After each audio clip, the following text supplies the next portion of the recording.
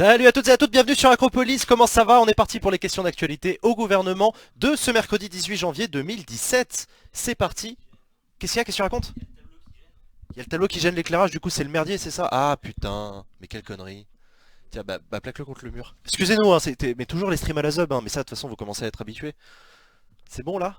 Ah mais regarde, mais elle est impeccable cette image. T'as vu le teint bronzé que j'ai? Allez, les réglages caméra, c'est fou ce qu'on peut faire.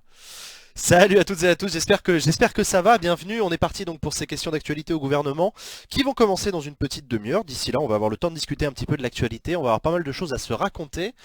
Qu'est-ce que je voulais vous raconter? Qu'est-ce que je voulais vous raconter? Ouais, non, ouais, je voulais qu'on parle quand même de cette histoire de gifle. L'ancien Premier ministre Manuel Valls, candidat en élection présidentielle, qui se prend une giflounette de la part d'un badaud alors qu'il est en déplacement de campagne. Qu'est-ce que vous en pensez, vous? Je sais pas, j'en ai parlé rapidement sur Twitter, j'ai vu un petit peu les réactions. Il y a beaucoup de... Ouais, il y a un peu de tout et de rien. Moi, j'ai une tendance un peu spontanée à dire qu'il ne faut pas accepter la violence en politique, quelle qu'elle soit, symbolique, physique, etc. Parce que la démocratie, c'est justement l'inverse de la violence. Mais j'ai vu des gens commencer à justifier, notamment du côté de la gauche, très opposé à Manuel Valls politiquement, on le sait bien depuis plusieurs années, commencer à justifier cet acte-là. Et moi, ça m'a un petit peu circonspect. Enfin, j'en sais rien en fait. Moi, je suis très bisounours sur ma vision de la démocratie. J'aimerais bien savoir ce que vous en pensez. D'autant qu'en plus on a appris au fur et à mesure de la journée que le gamin en question, enfin c'est un gamin, il a 18 ans et il traînerait sur internet du côté des réseaux proches de l'extrême droite radicale que l'on sait être habitué du coup de poing, hashtag Alain Soral, tout ça tout ça. Voilà, donc je sais pas moi, qu'est-ce que vous en pensez vous? C'est moche, quelle honte. Valls a bien réagi. Ouais, Valls tout de suite il a essayé de calmer les choses, notamment auprès des grands-mères à côté. C'est mérité. Ah ouais, carrément. La violence c'est moche, c'est normal qu'après un breton indépendantisme, la violence ne résout rien, d'accord. La gifle n'est pas plus violente que le 49.3? Bah ouais, bon, ok, on peut en parler. Je sais pas, le 49.3 c'est un mécanisme parlementaire, la gifle c'est un coup physique. Je sais pas. C'est bon, c'est un gamin, on s'en fout. Oui, oui, d'une manière générale, oui, Tom, j'ai même hésité à aborder le sujet en me disant qu'on peut aussi ne pas accorder plus d'importance à ce geste plus qu'il n'en a. Espérons que ça restera un truc très secondaire et qui va pas empoisonner la campagne présidentielle, parce que je pense qu'on mérite de parler de mieux que ça. Une gifle, c'est pas un argument, ça a pas sa place sur la scène politique. Tarte à la crème, oui, claque, non. Ah ouais, pour le côté humour? Ouais, peut-être, c'est peut-être là la limite. Manuel Valls va porter plainte. Oui, il a annoncé qu'il porterait pas plainte parce qu'il voulait pas laisser passer un acte comme ça. Être sifflé, c'est limite, mais frapper... Ah, tu trouves qu'elle se siffler, c'est limite? Ouais, je sais pas. Ouais, peut-être. Ça dépend. Hum, hum. Depuis quand la violence physique est compréhensible? Hmm. Le jeune va prendre cher, je pense. Il aurait mieux fait de lancer de la farine. Je sais pas, honnêtement, est-ce qu'il va prendre cher? Ce sera le tribunal correctionnel qui devra juger. À mon avis, il va se prendre du... franchement, soit c'est du sursis, soit c'est du symbolique, hein, mais bon. Farine, oui, mais pas de coups. On veut des tartes à la crème. Quand même respecter l'intégrité physique. Ah ouais, d'accord, donc vous êtes plutôt d'accord avec moi. Je sais pas, je m'attendais à ce qu'il y ait des gens qui disent ouais, Manuel Valls c'est un mec hyper violent, il le mérite, machin et tout. Mais non, mais c'est cool. Faut croire qu'on est civilisé. À dire que personne ne mérite des coups par principe. La gifle n'est pas un argument démocratique. Faut condamner violence physique et symbolique. C'est débile de dire qu'on peut tolérer l'un et l'autre. Valls va rétablir la peine de mort pour lui. Vu comment il a été maîtrisé contre la barrière, il a déjà pris aussi cher. Oui, oui, c'est vrai, effectivement, la réaction du vigile, qui à mon avis n'est pas un vigile, qui est un membre du service de protection des hautes personnalités, qui est un corps de police, a réagi très spontanément envers le mec. D'un côté, c'est complètement démesuré parce que le mec a mis une petite tarte et il se retrouve plaqué au sol par un vigile qui fait deux fois son poids. D'un autre côté, vous savez, les gardes du corps, ils sont hyper sur les dents. Et on sait jamais dans ce genre de cas, c'est qui ce mec. Déjà on sait pas qui c'est ce mec. C'est un moment dangereux dans le sens où le Premier ministre est une personnalité sous protection qui est au milieu d'un public qu'on ne connaît pas, on n'a pas contrôlé les identités, etc. Donc c'est pas un événement sécure.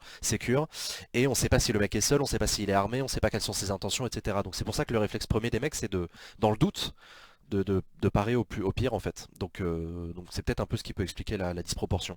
Pour celles et ceux d'entre vous qui savent pas comment ça fonctionne, voilà, je vous l'explique un petit peu, ça marche comme ça. Non, faut laisser passer aussi, je veux dire, c'est un gamin, ouais, je suis d'accord. C'est un peu comme mettre une claque à Kim Jong-un. Quand on interdit la fessée, c'est choquant de foutre des baffes. Oui, c'est vrai. Ça aurait été marrant qu'il foute une main au cul à Manuel Valls. C'était un petit ancien Premier ministre. Oui, ancien Premier ministre Manuel Valls, mais quand même personnalité sous haute protection. Quand on entend les gens qui parlent sur France Inter en disant c'est mérité. Oui, effectivement, il y a eu un auditeur de France Inter qui a appelé à la libre antenne et qui a dit à Valls qu'il méritait cette claque et que le mec avait eu raison, etc. Il s'est fait couper le micro immédiatement par Patrick Cohen qui animait la matinale, qui disait que l'appel à la violence, que c'est une incitation à la violence, n'a pas sa place à l'antenne de France Inter. Et je pense que Patrick Cohen a eu raison. Quand on anime une émission, c'est la responsabilité de dire bah non, là, il y a une ligne jaune, vous l'avez dépassée, merci, au revoir. Gamin majeur quand même, hein. Oui, oui, 18 ans, ouais. Hum, hum, hum.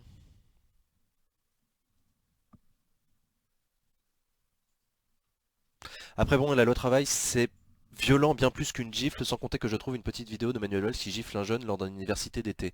Ouais, c'est vrai, je vois à quoi tu fais référence, Jules. Ouais, je sais pas s'il l'avait giflé pendant l'université d'été. Bah, en tout cas, c'était un échange vénère, hein. Ça c'est sûr, il s'était engueulé clairement avec un jeune du MJS. Mais voilà. La seule chose que je comprends, c'est le sentiment d'impuissance du peuple. Hmm. Venant d'un type d'extrême droite, il a de la chance. Il y a 30 ans, c'était pas des gamins excités. Oui, effectivement. Il y a 30 ans, ça aurait pu être un coup de couteau direct, ouais. Et vous voyez comme quoi à chaque fois on pose la question de savoir si c'est normal que les personnalités politiques aient un garde du corps, aient une voiture de fonction avec chauffeur, blindé, etc. Machin, bah quand tout va bien on a envie de dire ouais non c'est pas normal, ça coûte de l'argent, etc. Et puis mine de rien, une fois de temps en temps on se rend compte que bah ouais ces gens-là sont exposés, qu'ils se prennent des coups, qu'ils se prennent des coups de feu, des coups de couteau. Enfin, regardez les grands assassinats dans l'histoire, hein, c'est jamais, on s'y attendait jamais, hein, c'est toujours des moments plus ou moins festifs où il y a une balle qui part, un coup de couteau, et on se retrouve avec un drame qui, en plus d'être un drame humain, parce qu'il y a un mort, se transforme aussi en problème politique, parce que c'est bon pour personne et sûrement pas pour la démocratie quand quelqu'un meurt. Bon là évidemment on est très très loin, c'est pour ça que j'en parle assez librement de cette histoire de gifle, parce on n'est pas dans un coup de couteau, mais ça aurait pu l'être. Quand on voit la proximité physique qu'il avait avec Manuel Valls, ça aurait pu très bien être, ça aurait pu être grave. Moi je trouve la gifle méritée mais pas excusable. D'accord. D'accord, ah oui d'accord, je vois le côté ça fait du bien à voir, mais quand même, c'est pas bien. Ok. Il aurait mieux fait de s'expliquer plutôt que de mettre un coup, même si je suis pas d'accord avec Valls. Il doit lui faire tomber la chemise. Oui, oui, il aurait dû s'expliquer que plutôt que de mettre un coup, bah, c'est un peu ce que je défends dans la démocratie, quoi. On est là pour échanger des arguments. C'est vraiment extrême droite, vous avez des trucs là-dessus, parce que les quenelles, même chez les jeunes de gauche, on peut en trouver. Bah, je crois qu'apparemment, il like énormément de groupes d'extrême droite sur Internet. Mais après, c'est effectivement... le père du jeune homme a témoigné auprès de la presse en disant que c'était un jeune homme juste perdu, en fait, un mec à 18 ans qui cherche la radicalité là où il la trouve.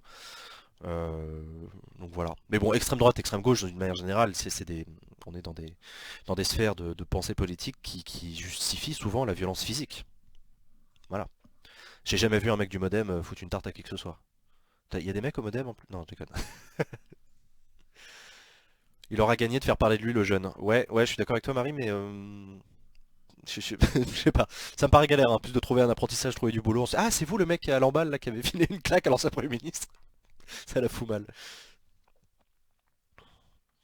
Après, il lui a serré la main au début avant la gifle, non. Oui, bah enfin ça change rien. C'est bon, je lui ai dit bonjour. J'ai le droit de lui mettre une tarte. Mais non. Non, non, ça marche pas comme ça. Les médias diront que c'est un jeune du FN. Ah bah non, il était pas adhérent du Front National. Je crois pas. Après, c'est quand même dingue que sous un état d'urgence, on puisse approcher à ce point d'un candidat et lui mettre des tartes. Ouais, ouais, ouais, t'as raison, grand froid. Et en même temps, c'est toute la difficulté d'une candidature, hein. Quand t'es candidat, tu vas à la rencontre des gens. Je me souviens, j'avais discuté avec des membres du SPHP, le service de protection des hautes personnalités, qui me disaient, qui s'occupaient de ministres, de personnalités, anciens premiers ministres, ce genre de personnes-là, qui les protégeaient physiquement, et qui me disaient, nous, il n'y a rien qu'on déteste plus que les campagnes électorales. C'est horrible. D'un point de vue de garde du corps, ils disent une campagne électorale, le mec que tu es censé protéger, il passe sa journée à rencontrer des gens physiquement, à serrer des mains, à discuter avec des gens, tu sais pas qui c'est, tu sais pas d'où ils viennent, t'as des mecs beurrés parfois, et les gardes du corps, ils sont, mais à la fin de la journée, ils sont claqués quoi. Donc ouais, une campagne électorale, c'est un moment où les gens se mettent en danger. Les personnalités politiques se mettent en danger, enfin en danger. Vous voyez ce que je veux dire quoi, ils sont en proximité, et la proximité... Je viens d'arriver, j'ai manqué quelque chose. Non, non, t'as rien manqué, Pawelek, on est juste en train de discuter de cette histoire de gifle reçue par Manuel Valls dans un déplacement en Bretagne. Bayrou et sa claque quand le jeune lui faisait les poches en 2008. Ouais, effectivement, ça, moi ça m'avait choqué. Je m'en souviens en 2008. J'étais pas vieux en 2008, mais je m'étais dit, mais c'est quand même dingue que, sous prétexte que le mec est un adulte, personnalité politique, tout ce que tu veux, il puisse se permettre de mettre une tarte à un gamin qui est pas le sien. Enfin, déjà, un gamin tout court, a fortiori qui est pas le sien. Enfin, je sais pas, il y avait un côté complètement disproportionné, je me souviens de ce truc-là. Pour ceux qui ne voient pas à quoi je fais référence, François Bayrou en 2008, c'était sûr que c'était en 2008? Bon bref, il avait été candidat à la présidentielle en 2007, il avait fait un bon score d'ailleurs, de 17% je crois. Enfin peu importe, voilà, c'était une personnalité politique très en vue, et au cours d'un déplacement dans un quartier, je sais pas lequel, il était pareil entouré de plein de jeunes, et notamment plein de gamins de moins de 13 ans, tu vois, c'est le genre de truc où il y a plein de monde, et un gamin avait commencé à lui faire les poches. Il avait commencé à mettre sa main dans la poche du grand manteau de l'homme politique en costard, et Bayrou devant les caméras l'avait surpris, il lui avait mis une tarte dans la gueule, en lui disant tu me fais pas les poches, mais en le grondant comme un enfant quoi. Enfin c'était pas une tarte méchante non plus, c'était une gifle, mais enfin bref. Voilà, vous pourrez retrouver la vidéo sur internet si vous voulez, vous tapez Bayrou gifle, vous verrez. Jean, t'es en train de dire que les politiques sont planqués à partir du moment où ils sont plus en campagne, t'es dur quand même. Ah j'avoue tu m'as coincé. Non, non, non, je dis pas qu'ils sont planqués, mais je veux dire, un ministre en exercice par exemple, sa journée est relativement sécure, en général. C'est-à-dire, un ministre en exercice, c'est rare qu'il aille à la rencontre physique du grand public. Mais d'ailleurs, c'est peut-être une critique qu'on peut faire du personnel politique, effectivement. Voilà, un ministre, tu veux, le matin il est au ministère, donc là c'est voilà, c'est sécure, hein, il est dans sa voiture avec fonction, il arrive au ministère, il monte dans son bureau, il rencontre son directeur de cabinet. Donc là, le- l'agent, le garde du corps, il est serein. Ensuite, il y a un déplacement, bah, le ministre il monte dans une voiture, il arrive dans le département, il est accueilli par le préfet, il y a la police. Voilà, il va rendre visite, je sais pas, une PME. Bon bah on sait dans quelle PME il va, on sait dans quel immeuble il va, on sait qui sont les gens qui sont présents à peu près. Enfin voilà, c'est comme ça que ça marche. D'ailleurs récemment j'avais fait un événement où le président de la République, François Hollande, devait venir, finalement il n'est pas venu. Euh, les services des renseignements avaient entièrement sécurisé le lieu, c'était un théâtre, c'était une espèce de remise des prix, un forum, on s'en fout. Les mecs avaient fait passer des chiens renifleurs contre les explosifs, ils avaient demandé les pièces d'identité de tout le monde, il y avait eu fouille des sacs. Enfin voilà, donc le théâtre était rempli, il devait y avoir 200-300 personnes, 200 personnes pas plus. Et tout le monde, enfin je veux dire, les services de l'Élysée savaient nominalement qui était présent dans la pièce. Après ça garantit rien, mais ils savaient que c'était. Donc voilà. Ça va parler de quoi au QAG? T'as raison Marie, je propose qu'on change de sujet et qu'on discute de la séance de cet après-midi aux questions au gouvernement qui vont avoir lieu dans un petit quart d'heure. Bah vous avez vu la séance d'hier, on a parlé de tout un tas de trucs d'actualité, on a parlé de la grippe, on a parlé de Israël, Palestine, notamment parce qu'il y a eu à l'initiative de la France un sommet pour la paix qui s'est tenu à Paris dimanche dernier.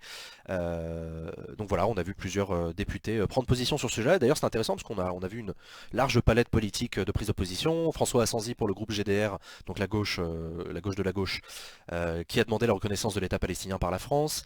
On a eu Meir Habib pour le groupe UDI, qui est un très pro-israélien,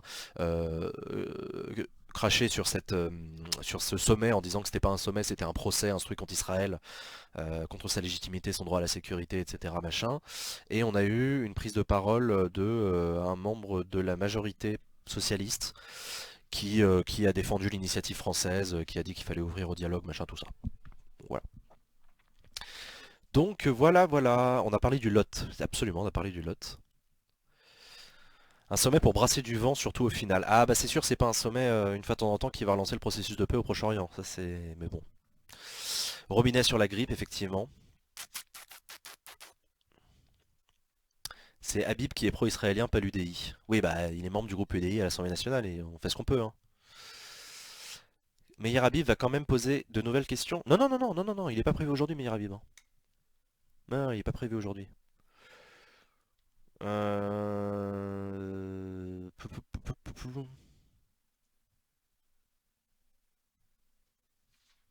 Hier, j'ai regardé le live de Xavier Bertrand, il disait qu'il passait pas beaucoup plus de temps dans son bureau et plus de temps sur le terrain, chic type. Oui, hein. Le mec, il est président d'un conseil régional. Grosse région, industrieuse. À mon avis, il passe du temps dans son bureau quand même, hein. T'inquiète pas, ces gens-là, ils bossent. C'est qui le président européen? Bonne question Valentin, on en parlera ce soir dans l'émission L'Europe, l'Europe, l'Europe qui aura lieu à 20 h sur Acropolis. Donc je vous donne rendez-vous ce soir avec Jennifer, on décryptera cette élection du nouveau président du Parlement européen. Donc cet après-midi, de quoi ça va parler? J'en sais rien par définition. Et donc je voulais vous poser la question, si vous étiez député, mettons, et que vous aviez l'occasion de poser une question cet après-midi au gouvernement, qu'est-ce que vous lui demanderiez? Voilà, dites-moi dans le chat sur la page YouTube d'Acropolis, qu'est-ce que vous diriez au gouvernement, quelles questions vous lui poseriez sur l'actualité, en lien avec l'actualité ou pas spécialement, hein. J'aurais posé une question au ministre des Affaires étrangères sur la situation en Gambie si j'étais député. Ah, c'est une bonne question. Tu peux nous en dire plus, Kevin, sur ce que tu as en tête sur la Gambie? C'est quand déjà la fin du cumul? La fin du cumul, Marie, c'est la prochaine mandature. Donc, comme vous le savez, la législature, en fait, j'aurais pas dit parler de mandature, j'aurais parlé de législature. La législature se termine en mois de juin prochain avec la nouvelle élection législative, les nouvelles élections législatives qui vont envoyer une nouvelle Assemblée nationale. Et à partir de ce nouveau mandat rentrera en fonction l'interdiction du cumul des mandats. Je rappelle que les députés ne pourront plus être députés et membres d'un exécutif local. Ça ne veut pas dire qu'ils ne pourront pas avoir un mandat local, membres du conseil municipal de leur commune, conseil régional, conseil général, départemental, pardon. Mais ils ne pourront pas avoir un mandat exécutif, ils ne pourront pas être maire adjoint, ni maire, ni vice-président, ni président. Voilà. Quand allez-vous enseigner les langues régionales au lieu de les tuer? D'accord. Ça c'est une question qui est souvent posée, notamment par Paul Molac, le député écolo, sur les langues régionales. Je leur demande de se barrer aujourd'hui pour laisser la place à Marine. Il faudra demander au gouvernement s'il compte se saisir de la polémique autour des musiques d'attente d'Acropolis. Ah ouais, ouais, ouais, ouais. Ouais, il faut qu'on en parle, ouais. Non, ou alors on n'en parle pas. Euh, On en a pour combien de temps avec l'état d'urgence? C'est une bonne question ça, Spiro. L'état d'urgence, il a été prolongé jusqu'à juillet? Jusqu'à juin? Je sais plus. Ça, faut vérifier la dernière loi qui a été votée sur la prolongation de l'état d'urgence. Et vous, que se posez-vous comme question si vous étiez député? Ouais, ouais, continuez à dire. Je demanderais que l'on prévoit niveau migrants pour gérer tout ça, parce que pour l'instant, bah, c'est un beau bordel. Ouais, bah, la question des migrants qui arrivent souvent dans l'hémicycle, t'as raison. Enfin, t'as raison, c'est la question que tu veux poser, mais effectivement, on entend souvent la question des migrants, avec la France qui s'est engagée à en accueillir 30 000, qui pour l'instant n'en a accueilli que 5 000, là où l'Allemagne en a déjà accueilli 1 million. Si j'étais député, messieurs les députés, êtes-vous déjà allés aux urgences pour voir ce qu'il s'y passe? Ah ouais, d'accord, ok. Sur la question des urgences, évidemment. Mais ça, c'est une question qui a été posée hier, par exemple, sur la grippe, les urgences, les urgences, les urgences débordées. Ils peuvent le reprolonger après, j'imagine. Oui, oui, bien sûr, Spiro. Un état d'urgence prolongé peut être prolongé aussi longtemps que le Parlement estime que la sécurité n'est pas garantie.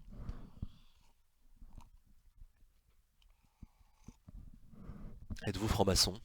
La question marrante.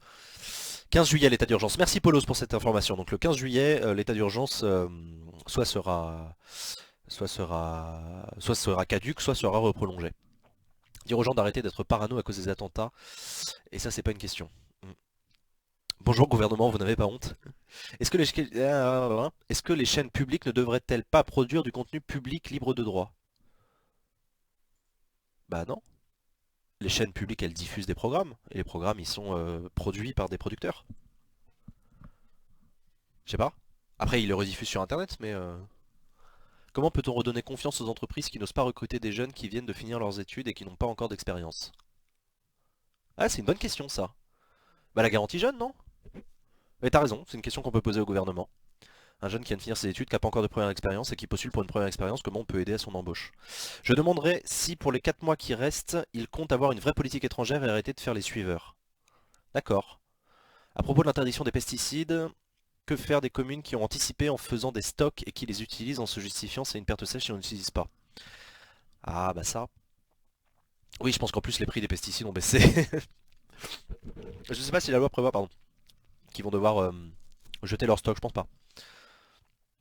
Il faudrait plus d'interaction avec les jeux comme le font le saison. Avec les gens comme le fait le CESE. Ouais. Il y a une durée limite pour un état d'urgence, vu que là on est à 2 ans non-stop. Non, non, il n'y a pas d'état limite. La durée d'urgence est justifiée par l'état de fait, par l'état d'urgence. Et tant que l'urgence est maintenue, l'état d'urgence peut être prorogé. Pourquoi autorisez-vous des manifs? Qu'est-ce qu'il y a? J'ai dit une connerie? Coin coin. Ah oui, tu l'as lancé? Tu peux le faire. Non, tu peux le faire même, t'inquiète. Je leur demanderai pour l'amélioration des infrastructures dans l'outre-mer. D'accord. Je demanderai une double ration de pépitos. Non, les pépitos c'est à 16 heures.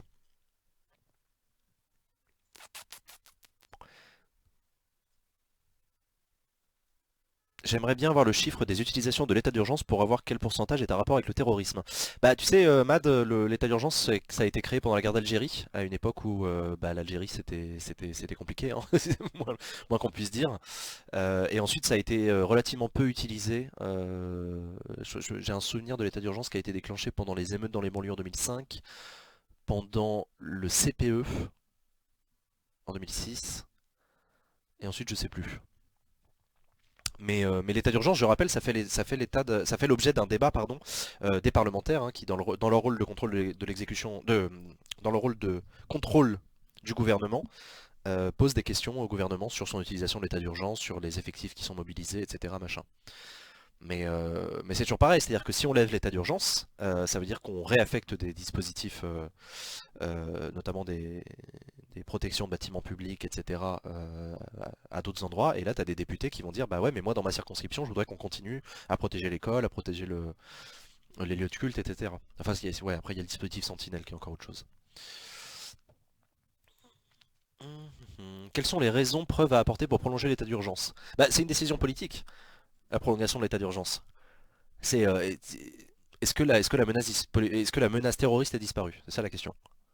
A disparu. Est-ce qu'on a des raisons légitimes de penser qu'on sera mieux protégé sans état d'urgence qu'avec un état d'urgence? En gros, c'est la question que se posent les parlementaires. Je rebondis sur la question un peu au-dessus. Quand allez-vous vous occuper de l'outre-mer? Il y a un ministre de l'outre-mer. Petit bonjour d'Irlande. Salut Jean-François. C'est sympa quand vous dites bonjour de là où vous êtes, ailleurs dans le monde, c'est cool. On a toujours des gens qui sont aux États-Unis, en Amérique du Sud, en Afrique, au Japon aussi. Ma question, que faire contre la désinformation sur Internet? Ah, c'est une grande question ça. Bah tiens, je sais pas si t'as regardé l'émission qu'on a faite avec le CESE, Conseil économique, social et environnemental, qui a adopté un avis sur l'engagement et les réseaux sociaux et qui parle de ça. Pourquoi les dons aux candidats présidentiels sont secrets? Ils sont pas secrets. Je crois pas. Non, non, ils sont pas secrets parce que c'est là. Il y a la Commission nationale des comptes de contrôle des comptes des finances des partis politiques et des comptes de campagne là, qui contrôle. Donc pour moi, c'est pas secret.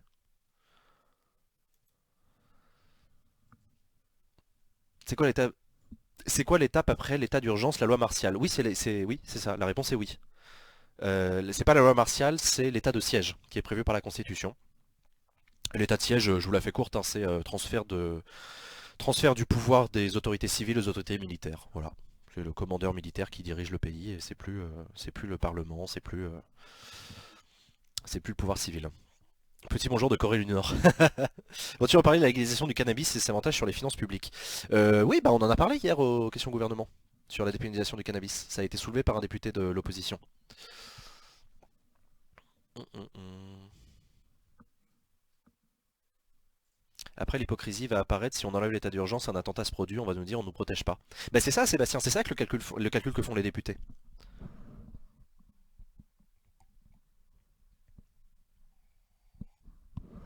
Ils sont secrets les dons aux partis politiques?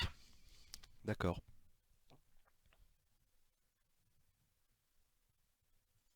Ils sont pas secrets mais pas publics non plus. D'accord, ok. Oui, c'est ça, c'est ce que je disais. Bonjour de Belgique et question. Pourquoi accepter la surveillance de masse et donc affaiblir la démocratie plutôt que de faire la chasse au terrorisme? Ne perdons pas plus que ce que l'on gagne. Eh bah c'est une bonne question et c'est une question qui traverse toutes les démocraties européennes, hein. Eh, c'est exactement les questions qui sont posées aux États-Unis, au Royaume-Uni, en Espagne, en Allemagne, suite aux attentats. Il y a toujours des questions sur les lois de l'antiterrorisme. Le Conseil constitutionnel est-il contrôlé ou non? Alors contrôlé, non, parce que c'est une juridiction constitutionnelle indépendante. Après, ils ont un contrôle de gestion, un contrôle des financements, mais il y a pas il n'est pas contrôlé politiquement, non, heureusement d'ailleurs. Ça drop, alors c'est possible que ça drop. Si jamais ça drop, vous pouvez aller sur la page Twitch d'Acropolis, twitch.tv/Acropolis, pour avoir le même flux vidéo, sans le chat malheureusement, parce qu'on utilise le chat de YouTube, d'une meilleure qualité.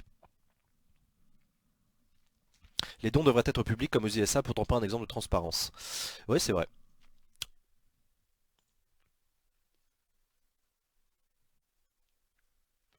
Bah voilà, c'est résumé par Sébastien, merci pour cette précision. Les comptes et les dons ne sont pas secrets. Le candidat peut choisir de les déclarer ou pas. Les dons aux partis ne sont pas secrets parce qu'ils sont déclarés aux impôts par les partis, donc les impôts sont au courant de qui a donné combien. Et d'ailleurs, je vous rappelle qu'ils sont plafonnés les dons, hein. Une personne seule ne peut pas donner plus de 7 500 € à un candidat ou à un parti politique.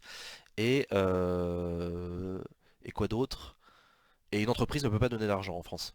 Une entreprise ne peut pas faire un don politique. Ça c'est une première chose. La deuxième chose c'est... Alors évidemment vous savez qu'il y a des règles de contournement hein, pour contourner cette logique-là. On crée des petits partis de financement qui récoltent des dons, machin, bref. Voilà. Quand est-ce qu'Acropolis passe au chat Twitch? On en parle vendredi ça, de cette question-là. On va parler de Twitch YouTube. Vendredi on fait une émission sur Acropolis à 19h qui s'appelle Inside Acropolis, qui va être l'occasion de discuter de la rentrée d'Acropolis, des émissions et aussi des formats, etc., des plateformes. Et on discutera de ça ensemble, Acropolis, YouTube, Facebook Live, qu'est-ce que vous préférez, tout ça. Donc on se garde cette question-là pour vendredi. Ça change quoi concrètement l'état d'urgence? L'état d'urgence, ça change qu'il y a plus de liberté d'action pour les services d'enquête de police qui font de l'instruction antiterroriste et qui enquêtent. Il y a il y a des déclenchements d'un certain nombre de dispositifs au sein de la police nationale avec des possibilités d'avoir recours plus facilement à des corps de réserve, de mobiliser des policiers sur le terrain, de machin. Ça permet aussi de contraindre tous les établissements qui accueillent du public à, à un affichage, etc. Enfin, en gros, c'est un truc très interne à l'État, mais c'est un mode d'urgence où l'État est dans une situation de il y a un danger potentiel, donc temporairement on va se protéger. C'est ça l'état d'urgence. 66% des dons sont reversés en crédit d'impôt. Oui, le crédit d'impôt sert à financer les partis politiques.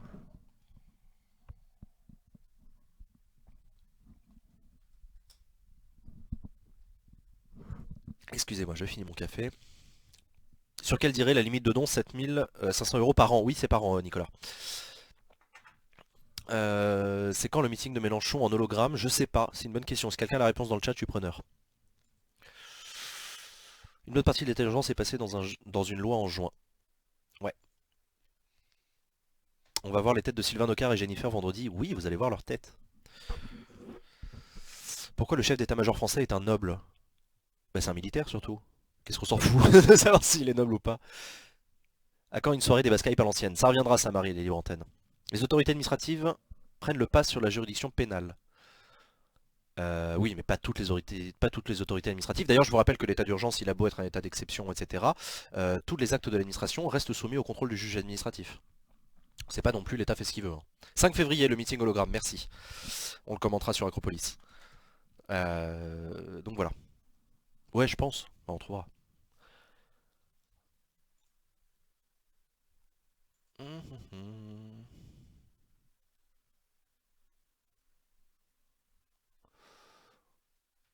Vous avez vu les affiches de Mélenchon qui font de la désinformation? J'en ai vu comme mon lycée et ça m'a fait gerber. J'en ai vu devant mon lycée, ça m'a fait gerber. De quelle affiche tu parles? Il y a Macron le même jour à Lyon. Ah merde. Ah, on va devoir choisir.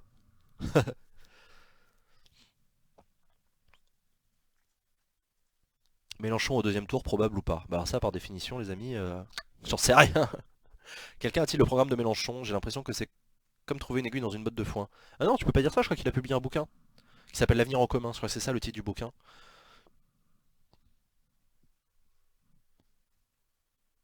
D'ailleurs, Acropolis va-t-il retransmettre le meeting holographique ou celui en chair et en os? J'en sais rien. Je sais pas, ça je verrai ce que j'ai sous la main le jour J. Hein. On fait un multiplex et on bascule l'image quand il y a un but. Le contrôle du juge administratif en état d'urgence, c'est un contrôle a posteriori. Oui, oui, oui, oui, bien sûr. Oui, bien sûr. La police ne demande pas l'autorisation du juge administratif pour prendre des mesures. Qui on choisira, Mélenchon ou Macron? Dilemme, ouais, c'est pas tant un dilemme que ça, je sais pas, on verra sur le moment. Il y a Macron, Le Pen et Mélenchon le même jour. Ah, mais ça c'est chiant parce que ça va nous arriver tout le temps hein, pendant la campagne.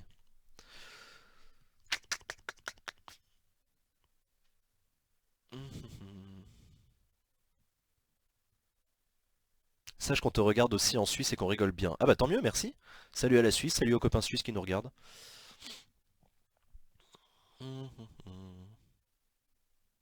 Jean, je parlais pas de Mélenchon mais de Macron. Ah, le programme de Macron! Ah, pardon, le breton, excuse-moi. Pardon, le programme de Macron. Bah je sais pas. Non, non, Mais si, il a présenté son programme il y a quelques jours. Moi je sais pas, va chercher. Tape programme Macron sur Google et tu verras. Au fait, qu'est-il arrivé aux militants qui avaient volé une chaise dans une banque? Tiens, c'est une bonne question ça, Tomatora. Peut-être que c'est une question qui sera posée pendant les questions gouvernement. Je sais pas.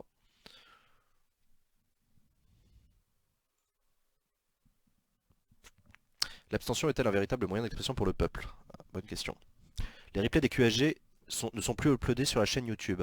Alors Clément, je rappelle qu'il y a deux chaînes YouTube pour Acropolis. Il y a une chaîne principale, qui c'est sur laquelle vous regardez ce live, et il y a une autre chaîne qui s'appelle Acropolis Replay, sur laquelle tous les replays sont uploadés. On est parti pour un jingle, parce que là on va passer en séance des questions au gouvernement. C'est parti pour un jingle et on se retrouve tout de suite.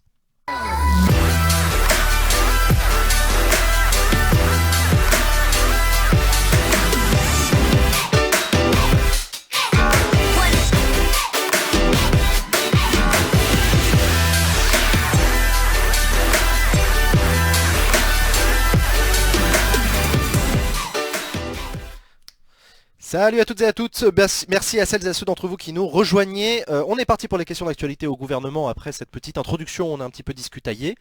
La séance de questions au gouvernement, je le rappelle, 15 questions, 15 réponses, 15 questions posées par des députés à 15 ministres, enfin au gouvernement en tout cas, qui répond aux questions. Salut tous les mardis, tous les mercredis, de 15h à 16h en direct sur Acropolis.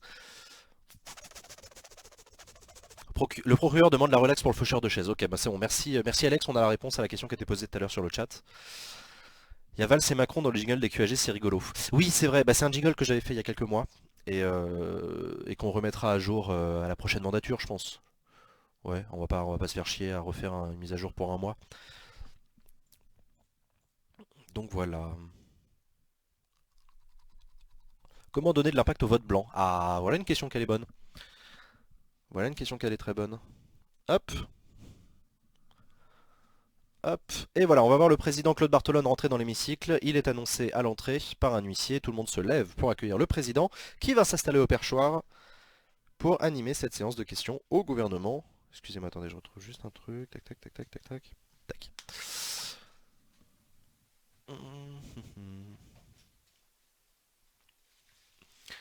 C'est légal ce que tu fais? Non.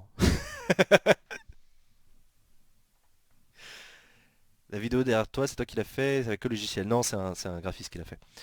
Quand ils veulent que c'est... Hein.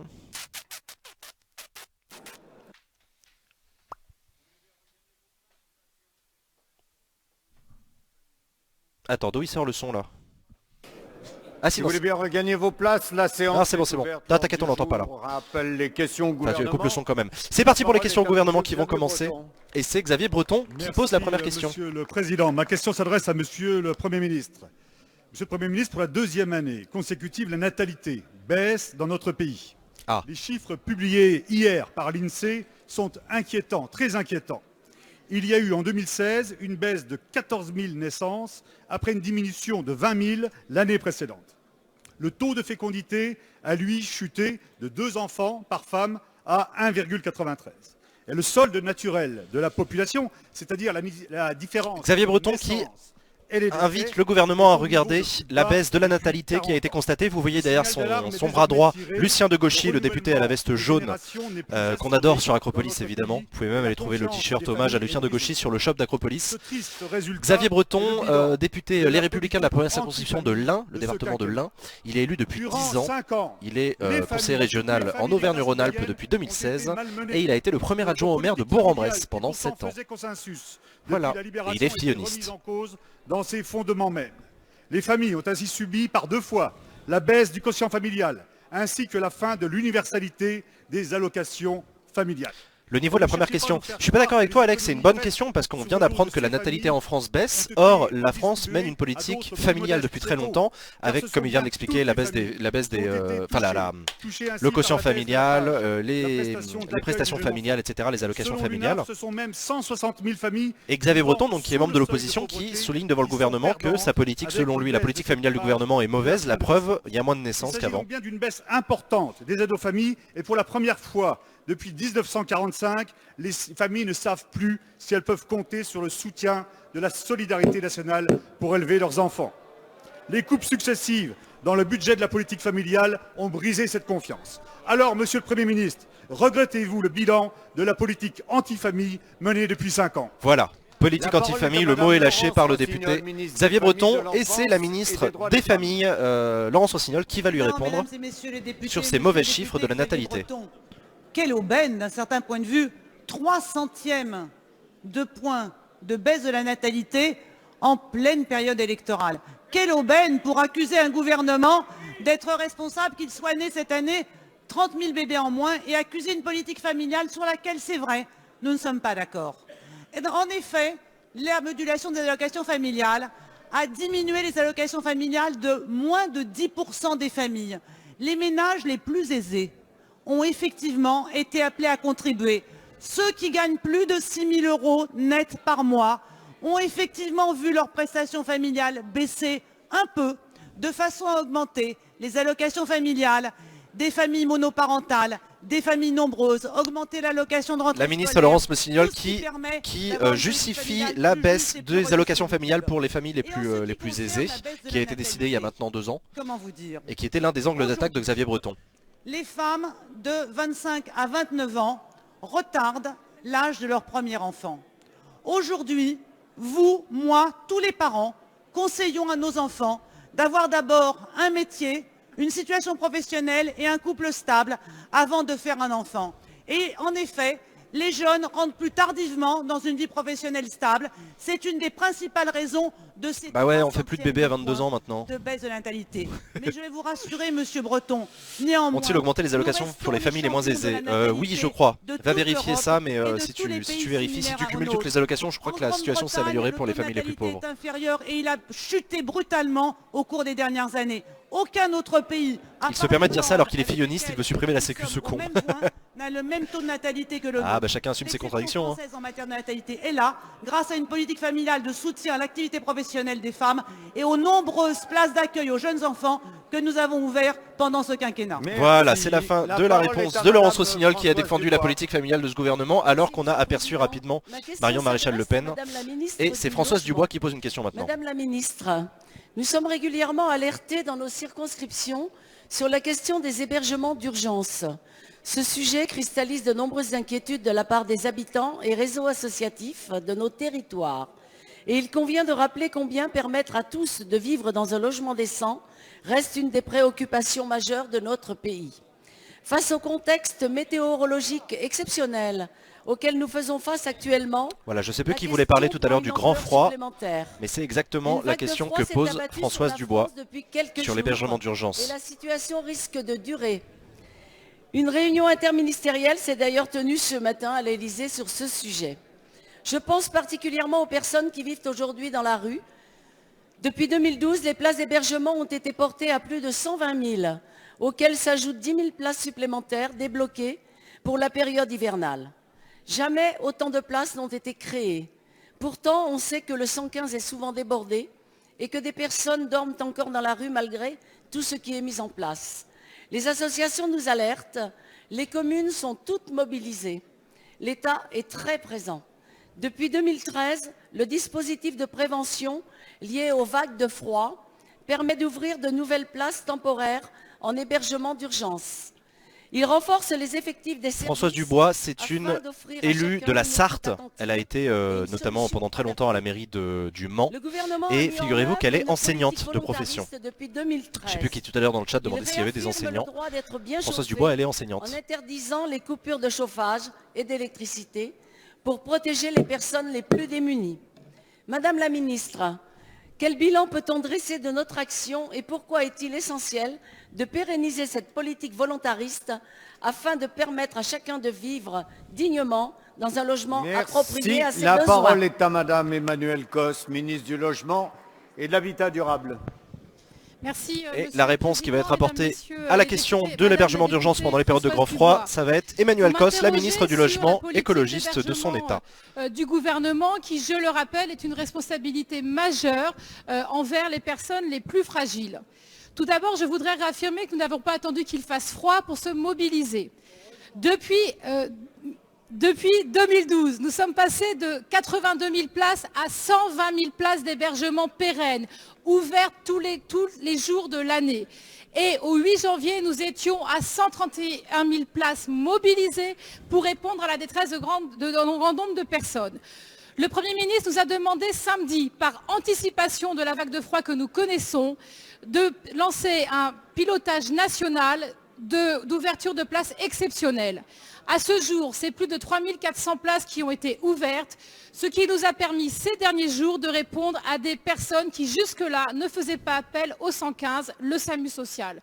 Nous avons également mis en place une réunion quotidienne avec l'ensemble des préfets qui nous permettent d'avoir des remontées de terrain sur les besoins, tant en nombre de places qu'en qualité de place, puisqu'il s'agit de loger parfois des personnes isolées, parfois des familles, parfois aussi de porter secours à des mineurs isolés.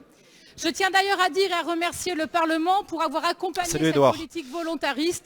Puisque Emmanuel Cos, pardon, et non pas Manuel Cos, ça n'a rien à voir. Emmanuel Cos qui se félicite de la politique en matière de logement durable et d'urgence du gouvernement.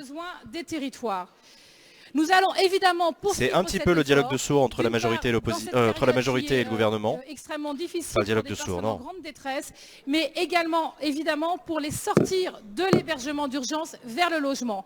Enfin, je voudrais rappeler dans ce contexte que toutes les personnes qui veulent hiérarchiser les misères et les urgences n'ont pas leur place dans la République. L'hébergement est inconditionnel et il accueille toutes les personnes. Pas de hiérarchie dans la misère. Merci, la parole est à monsieur Charles de Courson. C'est la fin de l'intervention d'Emmanuel Cos qui justifie le fait qu'on ne priorise pas entre les immigrés, les pas immigrés, les étrangers, les Français, etc. Tous ceux qui ont besoin d'être hébergés sont hébergés. Charles de Courson qui prend la parole. Dans le dossier de la construction de l'aéroport de Notre-Dame-des-Landes, y a-t-il encore un État ? Oh putain, la question courte, ça c'est rare. Hein. Ça c'est très très rare. Charles de Courson, un député célèbre, puisqu'il est membre de la commission des affaires, la commission des finances. Et il n'a pas du tout choisi de prendre ses 2 minutes de temps de parole, il a voulu poser une question très claire et très directe. Dans le dossier de Notre-Dame-des-Landes, y a-t-il encore un État? Qui répond? Voilà, ça a été rapide. Monsieur le Premier ministre. Ah, et Bernard Cazeneuve, probablement surpris par cette question très directe de la part de Charles de Courson, qui va lui répondre directement. Putain, c'est très très rare ce qu'on vient de voir. S'il vous plaît. Ah, c'était vraiment un drop de mic. Laissez le Premier ministre choisir la longueur de sa réponse. Je pourrais, face aux juristes exigeants que vous êtes, respecter le parallélisme des formes en disant oui et en m'asseyant. Mais je pense que je pourrais, en me comportant ainsi, vous frustrer. Et donc je vais essayer d'apporter une réponse complète. J'ai déjà répondu 5 fois. Ah, Bernard Cazeneuve qui ne répondra pas seulement oui. De ma responsabilité à Matignon sur ce sujet. Et je vais donc le faire de nouveau avec le même niveau de précision et le même niveau d'exigence. Il y a eu à Notre-Dame-des-Landes un projet porté depuis le début des années 2000 qui a respecté toutes les procédures, qui a fait l'objet de nombreuses démarches contentieuses qui ont toutes échoué, plus de 170 démarches.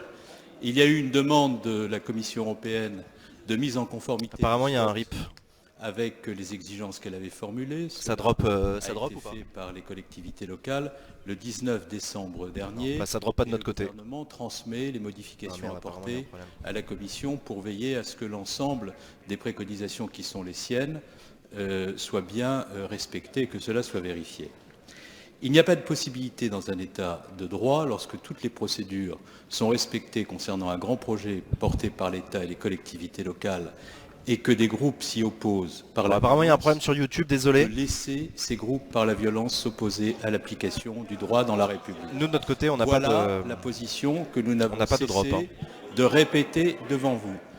Et déduire de cela, eh bien, on y va sans autre considération de ce que sont les problématiques de sécurité publique dans le pays, sans tenir compte que nous sommes confrontés actuellement à une menace terroriste qui mobilise une grande partie de nos unités de force mobiles, sans se poser la question de savoir non plus, parce que compte tenu de ce qui s'est passé à Sivins, vous comprendrez que c'est un sujet qui me préoccupe, de définir le niveau des forces mobiles en nombre suffisant, de manière à ce que nous soyons garantis qu'il n'y ait pas d'incident. Ne pas avoir ces préoccupations-là, c'est, dans le contexte, être totalement irresponsable et à la fin affaiblir considérablement l'État. Bernard Cazeneuve qui décide de faire une réponse très calme. Vous savez que Bernard Cazeneuve, il a deux modes. Hein. Il a un mode très en colère et un mode très calme. Et là, il a décidé de prendre le mode très calme pour expliquer pourquoi est-ce que dans le cadre de Notre-Dame-des-Landes, il n'y a pas d'action de l'État actuellement. Qui sont chaque jour disponibles. Et il justifie ça par le fait qu'on fait face à une menace terroriste, donc on a besoin de mobiliser les forces de police ailleurs, donc on ne va pas s'occuper de Notre-Dame-des-Landes tout de suite.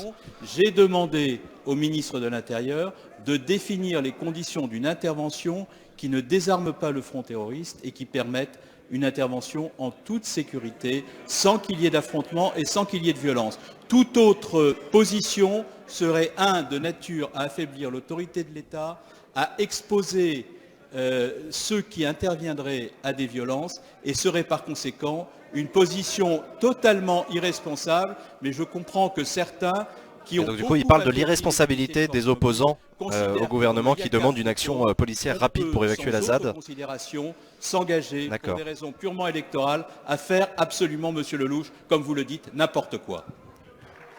Voilà, la réponse longue et précise de Bernard Cazeneuve à la question très courte de Charles de Courson. S'adresse au secrétaire d'État chargé du budget. Monsieur le ministre, la loi de finances pour 2017 a prévu une baisse d'impôt sur le revenu d'un montant d'1 milliard d'euros. Cette baisse complète les 5 milliards d'euros de gains de pouvoir d'achat dont ont pu bénéficier les ménages aux revenus modestes et moyens depuis 2014. D'ores et déjà, les contribuables mensualisés concernés par les mesures nouvelles ont vu leur prélèvement baisser. Il s'agit donc pour eux d'un gain immédiat de pouvoir d'achat. Il en sera de même en février prochain pour les contribuables s'acquittant de l'impôt par tiers. Le gouvernement et la majorité font ainsi la démonstration qu'il est possible de réduire les prélèvements obligatoires tout en maîtrisant la dépense publique. Nous venons encore de le constater avec une baisse du déficit plus importante en 2016 que ne l'indiquaient les prévisions initiales, ce qui atteste une fois de plus de la vacuité du sempiternel procès en insincérité budgétaire que nos collègues de l'opposition nous servent chaque année pour tenter vainement de faire oublier l'incurie de leur gestion passée. Alors que la droite, emmenée par son champion, ambitionne de supprimer l'ISF au bénéfice des plus aisés et de procéder à des déremboursements massifs des dépenses de santé... Romain Collat qui est en train de prendre la parole, c'est un député de l'Essonne, il est membre de la commission des finances, il est en fonction depuis juillet 2014, il a succédé à Thierry Mandon qui est devenu ministre, il est cadre territorial de profession et il a été le rapporteur de la loi Sapin 2. Ce qui est intéressant, c'est qu'il est en train de poser une question sur les finances publiques au ministre du budget que vous voyez à l'image Christian Eckert. Il félicite le gouvernement de sa bonne gestion en mettant en avant le fait que le gouvernement a mieux respecté la maîtrise du déficit que ce qui était prévu. Donc c'est le petit cocorico du gouvernement actuellement qui se gausse et qui s'en félicite. Merci, la parole est à monsieur Christian Eckert, secrétaire d'État chargé du... Et donc c'est un membre de la majorité qui félicite le gouvernement, évidemment c'est son job, et le gouvernement qui va se féliciter par la voix de Christian Eckert de cette gestion des deniers publics. C'est depuis le début de cette semaine, au moment du prélèvement de leur première mensualité, que 5 millions, je réponds précisément à votre question, 5 millions de foyers fiscaux ont vu leur prélèvement baisser de 20%, sont celles et ceux qui, par exemple, pour un célibataire, ont un revenu de référence inférieur à 18 500 €, le double, bien sûr, pour les couples avec des majorations lorsqu'il y a des enfants. Oui, il faut le rappeler, monsieur le député, j'ai souvenir qu'en 2011, un Premier ministre, aujourd'hui candidat, se disait lui-même à la tête d'un État en faillite. J'ai souvenir, pardon d'utiliser ce raccourci, qu'en 2012, nous avions les huissiers à la porte et que les comptes publics étaient à la dérive. Et nous avons dû prendre des mesures... Et voilà, on est en période électorale, donc c'est l'échange d'amabilité entre le gouvernement qui dit, à l'époque, quand c'était la droite qui était au pouvoir, il gérait très très mal, et aujourd'hui c'est très bien, on a rétabli les comptes, tout ça, tout ça. Reconnu d'ailleurs par tous nos partenaires et redressé. Et c'est ce qui permet effectivement, vous l'avez aussi rappelé, depuis 2014, d'avoir des baisses d'impôts. Mais attention, attention, j'ai peur, comme vous, que celui qui se disait à la tête d'un État en faillite annonce d'ailleurs dès aujourd'hui dans son programme qu'il laissera filer le déficit et sa priorité, c'est de baisser l'ISF. Ce n'est pas la priorité de ce gouvernement qui entend faire de la redistribution en priorité pour les Français. Voilà, Christian Eckert qui s'en prend au passage au candidat François Fillon qui veut baisser l'ISF. Monsieur le ministre, la parole est à monsieur François Loncle. Merci, monsieur le président. Et c'est François Loncle qui prend la parole. Le 27e sommet Afrique-France s'est tenu le week-end dernier à Bamako, 4 ans après l'opération Serval qui a sauvé le Mali d'une invasion djihadiste. Certes, la région est loin d'être apaisée, comme en témoigne le dramatique attentat suicide contre des troupes maliennes survenues ce matin à Gao. Des groupes terroristes continuent de sévir dans le nord du pays. Ça concerne combien de personnes l'ISF? C'est une bonne question, mais c'est très peu. Grâce notamment aux soldats de Barkhane et aux interventions des pays du G5 Sahel. À l'égard de l'Afrique, le bilan du président de la République de votre gouvernement, Je sais pas, je monsieur crois le que tu peux trouver la réponse et sur de Google. celui de Manuel Valls est largement positif. Les relations franco-africaines reposent désormais sur un partenariat à la fois équilibré et pragmatique, respectueux des accords internationaux et de nos valeurs. Elles obéissent à une ligne directrice claire. C'est aux Africains eux-mêmes de se charger de leurs affaires. La France est disposée à les accompagner, pas seulement sur le plan sécuritaire, quand ils le souhaitent. L'Afrique reste confrontée à de grands défis. La sécurité, la démographie, le développement, la démocratie. S'agissant du développement, la nouvelle politique de l'agence française est incontestablement... Une question de la part de François Loncle, député socialiste au gouvernement, sur sa politique étrangère, sa politique extérieure en direction de l'Afrique. Je précise qu'il est député de l'Eure, qu'il est membre de la Commission des Affaires étrangères. Ça ne vous étonnera pas. Il a été élu en 97. Il a été secrétaire d'État à la ville sous Mitterrand. Putain, c'est marrant ça. Comme le disent à juste titre mes amis Jean Glavalier. Il est journaliste de profession et en 2011, le jury du prix Humour et Politique lui a décerné une mention spéciale pour le député champion des questions écrites au gouvernement qui reste sans réponse. Ministre des Affaires étrangères et du Le Développement pauvre. international. Bah là, il va avoir une réponse. Il a de la chance de la part de Jean-Marc Ayrault, le ministre des Affaires étrangères. Député François Loncle, merci de votre question. Après ce sommet particulièrement réussi, Afrique-France. Mais avant, je voudrais exprimer la solidarité de la France avec le Mali, qui traverse une nouvelle épreuve avec cet attentat suicide à Gao, dans un centre de la MOC, c'est-à-dire de ce mécanisme opérationnel qui a été mis en place dans le cadre des accords d'Alger. Après l'intervention militaire pour arrêter la menace terroriste, des négociations ont eu lieu et qui conduisent à une réconciliation nationale au Mali, des réformes très importantes de décentralisation pour... Parce que la France est l'un des seuls pays à avoir encore l'ISF. Oui, je crois que c'est ça, Kengan. Dans l'armée nationale malienne. Des patrouilles mixtes doivent être mises en place. Tout a été préparé, et notamment à Gao. Ça devait être effectif maintenant. Et les adversaires du processus de paix et de réconciliation au Mali sont toujours là, des groupes terroristes que effectivement les forces Barkhane combattent, que la MINUSMA contient, et c'est ce processus que certains veulent arrêter et qu'il faut à tout prix soutenir. Car après l'intervention militaire, dans le cadre des Nations Unies, avec l'appui de l'Union africaine, il y a un processus politique. Qu'ils enlèvent le franc CFA et là on pourra parler de réussite. Ah bon ? De Bamako, qui a été un succès pour la France et pour l'Afrique. Le président Hollande a reçu les hommages du président Keïta qui a dit « De tous les chefs d'État français, vous aurez été celui dont le rapport à l'Afrique a été le plus loyal et le plus sincère. » Car en effet, c'est une nouvelle conception qui est à l'œuvre maintenant. La France-Afrique, c'est fini. Voilà, Jean-Marc Ayrault qui fanfaronne en disant que la France-Afrique, c'est fini. C'est celle de la transition énergétique. La France de la sécurité, du développement, de la transition énergétique, aux initiatives de la société civile. D'accord. Soit plus présente en Afrique et elle l'est chaque jour. Voilà, Jean-Marc Ayrault qui essaye de laisser sa signature sur ce qu'il appelle être la fin de la France-Afrique. Merci, Monsieur le Président. Et c'est au cours de Luc Châtel. Premier ministre, depuis 5 ans, les gouvernements successifs auxquels vous avez appartenu se sont efforcés de délaisser la ruralité. Et je voudrais vous en donner quelques exemples précis. Nous installons actuellement le bureau des intercommunalités, les nouvelles intercommunalités, et je veux dénoncer ici la méthode qui a prévalu, qui a consisté à imposer des périmètres intercommunaux au forceps, sans parfois l'aval des élus eux-mêmes, en instaurant des assemblées de plus de 100 élus en milieu rural, quasiment ingouvernables. Il y a pire, Monsieur le Premier ministre, avec des intercommunalités ou des élus qui avaient été choisis au moment des élections municipales, fléchés pour siéger à l'intercommunalité, qui ont été démis de leurs fonctions.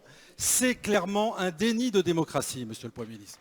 Je pense à l'abandon de la ruralité quand je vois que la baisse des dotations s'effectue invariablement. Alors Luc Châtel qui dénonce l'abandon de la ruralité par le gouvernement en abordant plusieurs arguments. D'abord il a parlé de la carte des intercommunalités, je ne rentre pas dans le détail, mais un certain nombre d'élus locaux sont contre ce qu'il a appelé un passage au forceps de la carte de l'intercommunalité avec la création de nouvelles instances qui vont prendre des décisions sur le territoire. Et la deuxième chose, il a parlé de la baisse des dotations, donc je rappelle que la dotation c'est ce que verse l'État, donc décidé par le gouvernement et la majorité à l'Assemblée nationale, nationale, c'est la quantité de pognon que l'État verse aux collectivités pour leur permettre de fonctionner. Et donc il y a des modalités de calcul qui changent et ça représente pour certaines collectivités une baisse non négligeable. Et c'est un argument pour Luc Châtel, c'est un argument utilisé par Luc Châtel pour dire que le gouvernement abandonne les ruralités. La dépense publique, monsieur le Premier ministre. Oui, il y a une meilleure organisation de l'État, mais pas contre les élus, pas contre le service au public. Ma question est donc simple. Quand cesserez-vous de vous en prendre à la ruralité? La parole est à monsieur Jean-Michel Baillet. Quand cesserez-vous de vous en prendre à la ruralité? Ça a le mérite d'être clair. Quelle va être la réponse de Jean-Michel Baillet, le très cumulard Jean-Michel Baillet? Monsieur le Président, monsieur le député Luc Châtel, vous venez l'occasion de dire que jamais depuis bien longtemps, un gouvernement n'avait fait autant en direction de la ruralité. Vous aviez 5 ans réunis de comités... Non mais sérieusement, il vient Luc Châtel de temps en temps ou c'est quoi ce graphique? Non, le graphique que vous avez vu à côté de moi, c'est effectivement le graphique de présence de Luc Châtel qui est globalement un absentéiste de l'Assemblée nationale. Il a des très hautes responsabilités au sein du parti Les Républicains. Il a été d'ailleurs membre fondateur du parti Les Républicains, il a été secrétaire général du parti Les Républicains pendant un temps, je crois, de mémoire, ou président, je ne sais plus. Aux collectivités de participer à l'effort du redressement. Oui, il a au moins été porte-parole. Mon collègue Christian Eckert vient de vous rappeler dans quel état... Et il a été ministre de l'Éducation nationale avant ça, etc. Nous avons pu, grâce aux efforts de l'État et des collectivités, redresser les comptes publics, ce qui a permis au président de la République, lors du congrès des maires, de diminuer par 2 l'effort demandé pour 2017. C'est donc 1 milliard supplémentaire dans la caisse des collectivités qui, c'est vrai, sont l'objet d'une ambitieuse réforme. Sébastien Legrand, si tu veux voir le graphique de Luc Châtel et le graphique de n'importe quel député ou n'importe quel sénateur, tu peux aller sur le site nosdéputés.fr, tout attaché. Je vous l'accorde, puisque 85%, vous m'entendez bien, justement écoutez-moi bien, Jean-Michel Baillet avec son bel accent du sud du pays occitan. Je précise que Jean-Michel Baillet a été très longtemps le président du Parti radical de gauche, qui, vous savez, est le parti qui est représenté par Sylvia Pinel à l'élection, à la primaire de la gauche. La ruralité est notre priorité avec l'augmentation de 62% de la dotation d'équipement des territoires ruraux, la DETR en 3 ans. Oui, la ruralité est notre priorité avec la création du FSIL, 1 milliard d'euros en 2016, 1 milliard en 2017. Pourquoi le graphique de Baillet n'est pas affiché? Parce que Baillet, il n'est pas député, là il est ministre. Oui, monsieur le député, la ruralité... On parle de Châtel, député du Sud de la Haute-Marne. Oui, on en a parlé linguistique tout à l'heure. Parce que c'est lui qui pose une question sur la ruralité. De 2012 à maintenant, des progrès pour la santé des Français ont été enregistrés. Meilleur accès de tous aux soins, développement de la prévention, adaptation du système à la modernité, création de 1000 maisons de santé pour résorber une partie des déserts médicaux. Ont été aussi octroyés des protections et des droits nouveaux pour les malades, les femmes et les plus démunis. Le service public hospitalier a été rétabli. En 5 ans, 31 000 celui qui a été chômeur pendant 30 ans, le Bombay. Dont 3 000 médecins et 28 000 personnels soignants ont été créés dans l'hôpital public. Jean-Louis Touraine qui pose une question à Marisol Touraine. Non, c'est pas une blague. Et non, ils n'ont rien à voir. Ils n'ont pas de lien de famille tous les deux. Le numerus clausus a été revu à la hausse. La coopération entre hôpitaux dans le même territoire a été organisée.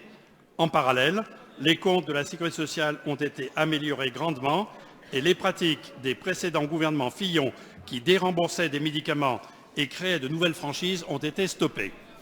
En dépit de ces progrès, les conditions de travail des soignants et des médecins... Voilà, une nouvelle question sur les conditions de travail des personnels soignants. Je précise que Jean-Louis Touraine, c'est l'équivalent pour le PS de ce qu'est Dominique Tian pour les Républicains, c'est-à-dire un grand ponte de la médecine, un mec qui pèse dans le débat sur la santé. Il a été élu à Lyon, mais ça n'a rien à voir. Il est surtout professeur de médecine, spécialiste de l'immunologie, des techniques de greffe et du sida. Comment pourrait-on accepter l'accroissement des inégalités et le recul de solidarité que provoquerait l'affaiblissement de la Sécu au profit de... Et alors ce qui est intéressant avec Jean-Louis Touraine, c'est qu'il soutient, Emmanuel Macron à la présidentielle. Dans un moment où la grippe saisonnière nous rappelle la nécessité de capacités hospitalières suffisantes pour faire face à un afflux de malades, serait-il responsable de réduire dangereusement l'hôpital public? Madame la ministre, sans nier les problèmes qui perdurent, pouvez-vous rassurer la communauté nationale sur l'objectif de préservation de notre système de solidarité sociale, sur la poursuite d'augmentation des moyens nécessaires à la santé des Français. Enfin, sur les aides prévues pour Voilà, donc c'est une question qui demande, Jean-Louis Touraine, qui demande à Marisol Touraine de bien vouloir préciser tout ce que fait le gouvernement pour améliorer les conditions de travail des médecins et la couverture de la santé sur le territoire, tout ça. Donc on va écouter la ministre de la Santé. Monsieur le député Jean-Louis Touraine, vous avez raison de souligner la mobilisation exceptionnelle et remarquable de toute la communauté hospitalière actuellement dans la période d'épidémie des grippes que nous connaissons. L'hôpital public, c'est une force et c'est une chance pour notre pays. Et vous avez rappelé les engagements et les actions qui ont été mises en place depuis 2012. Des actions et des engagements qui se traduisent financièrement. 10 milliards d'investissements, 31 000 postes supplémentaires, des axes, des revalorisations salariales tout à fait importantes. Mais vous avez raison de dire, monsieur le député, que l'hôpital public, ce ne sont pas seulement des chiffres, des nombres, des statistiques, ce sont des valeurs, celles de la République sociale. L'hôpital public, c'est la solidarité en actes au quotidien. Ce sont des femmes et des hommes qui ne Marisol Touraine, très calme, qui dit tout le bien qu'elle pense de l'hôpital public et des personnels de santé qui travaillent dans les hôpitaux publics. Alors vous le savez, chaque semaine, je me rends dans les hôpitaux, dans les maisons de retraite, les établissements sociaux. Je rencontre l'ensemble de la communauté hospitalière, les médecins, les internes aussi, les infirmiers, les aides-soignantes. C'est sympa d'entendre Touraine en faisant le montage sur Macron. C'est pour cela si tu parles de Jean-Louis Touraine, je comprends. Marisol Touraine, elle déteste Emmanuel Macron. Mais j'en vénère. Stratégie pour l'amélioration des conditions de travail. Mais je veux leur dire ma confiance, mes remerciements pour la mobilisation qu'ils portent. Et je veux dire que la France aurait beaucoup à perdre s'il devait se mettre en place un projet qui supprime des hôpitaux de proximité, qui ferme... Voilà, Marisol Touraine qui profite de cette question de Jean-Louis Touraine pour tacler le programme présidentiel de François Fillon. Ça n'est pas ça. L'avenir de la solidarité, ça n'est pas ça. Il y a des difficultés, il faut y répondre. Mais regardons, la priorité, c'est tout doit être fait. Il est où le pull Acropolis? Il est là le pull Acropolis. Celui-là c'est un modèle Acropolis, regarde, c'est écrit là. Tu peux l'acheter celui-là sur acropolis.fr. Merci. Quelle question? Pardon, excusez-moi, Dominique Nachury qui prend la parole. Ah. Mercredi dernier, une question mon pour collègue Najat. Patrick Hetzel évoquait la fuite des élèves vers l'enseignement privé et vous avez fui le fond de sa question. Comme toujours, vous caricaturez les propos de la droite et niez la réalité. Madame la ministre, plus modestement, si vous écoutiez les parents des collégiens ou futurs collégiens à Lyon, à Villeurbanne ou partout ailleurs, ils vous éclaireraient sur les raisons de ce choix. Madame la ministre, vous répétez que votre réforme du collège vise à l'amélioration des apprentissages et à la réussite de tous. Mais les parents lisent ou entendent suppression du latin, du grec, suppression des classes bilingues, 26 heures pour tous, suppression de Dominique Nachury qui critique la réforme du collège de Najat Vallaud-Belkacem et qui utilise cette critique comme un argument qui justifie le départ d'un certain nombre de parents de l'école publique vers l'école privée. Perte de chance de ce sur quoi elle demande à la ministre de s'expliquer. Par le bas. Et sur ce point, l'enseignement privé les rassure. De plus, votre communication sur la réforme du collège, centrée sur les élèves en difficulté, a en quelque sorte qualifié l'ensemble. Elle exclut la personnalisation de l'enseignement pour tous les élèves. Sur ce point aussi, l'enseignement privé rassure les parents. Madame la ministre, les mots ne peuvent pas contredire les faits. Salut Kerza. Les postures ne suffisent pas à convaincre. Les parents ont des attentes concrètes et des ambitions légitimes pour leurs enfants. Les prendrez-vous enfin en considération? Voilà, Dominique Nachury qui demande la prise en considération des parents par la ministre de l'Éducation. Et c'est la ministre donc qui va lui répondre directement. Alors, parfois Najat Vallaud-Belkacem elle énerve beaucoup l'opposition. Hein. Merci Monsieur le Président, Mesdames et Messieurs les députés, Madame la députée Dominique Nachury. Vous avez rappelé que cette question m'a en effet déjà été posée, que j'ai apporté une réponse, rappelant notamment que le flux d'élèves... Bon, apparemment c'est pas aujourd'hui qu'elle va énerver l'opposition. La rentrée 2016 était de 0,2% et qu'il faut savoir raison garder, mais pour autant vous faites un constat que nous partageons tous. Cela fait en effet 20 ans maintenant que des parents choisissent de mettre leurs enfants dans le privé, en particulier dans un certain nombre de territoires dans lesquels l'enseignement public n'a pas bonne réputation, et singulièrement au collège. C'est précisément la raison pour laquelle la réforme du collège a été conduite, pour améliorer le niveau dans les collèges publics, comme privés d'ailleurs, puisque, je le rappelle à nouveau, cette réforme du collège s'applique également dans les collèges privés, exactement dans les mêmes termes. La réforme du collège qui prévoit notamment... La réponse de Najat Vallaud-Belkacem, bah écoutez, c'est pas compliqué. Si les parents mettent leurs enfants du public vers le privé parce que la réforme du collège elle est mauvaise, et bah c'est con pour eux parce que de toute façon la réforme elle s'applique aussi dans les collèges privés. Ou qu'ils soient plus en avance pour les faire progresser chacun à leur rythme. Pardonnez-nous, Madame la députée Nachuri, de nous intéresser en effet aux élèves en difficulté pour une raison simple, c'est que ce que nous disent tous les classements PISA que vous aimez tant commenter, c'est que le problème de notre système scolaire, au fond, ce ne sont pas ces élèves qui réussissent, ceux-là réussissent très bien, tant mieux pour eux. C'est les élèves en difficulté qu'on ne sait pas rattraper à temps. Avec les réformes que nous avons conduites pendant ce quinquennat, on saura rattraper les élèves à temps.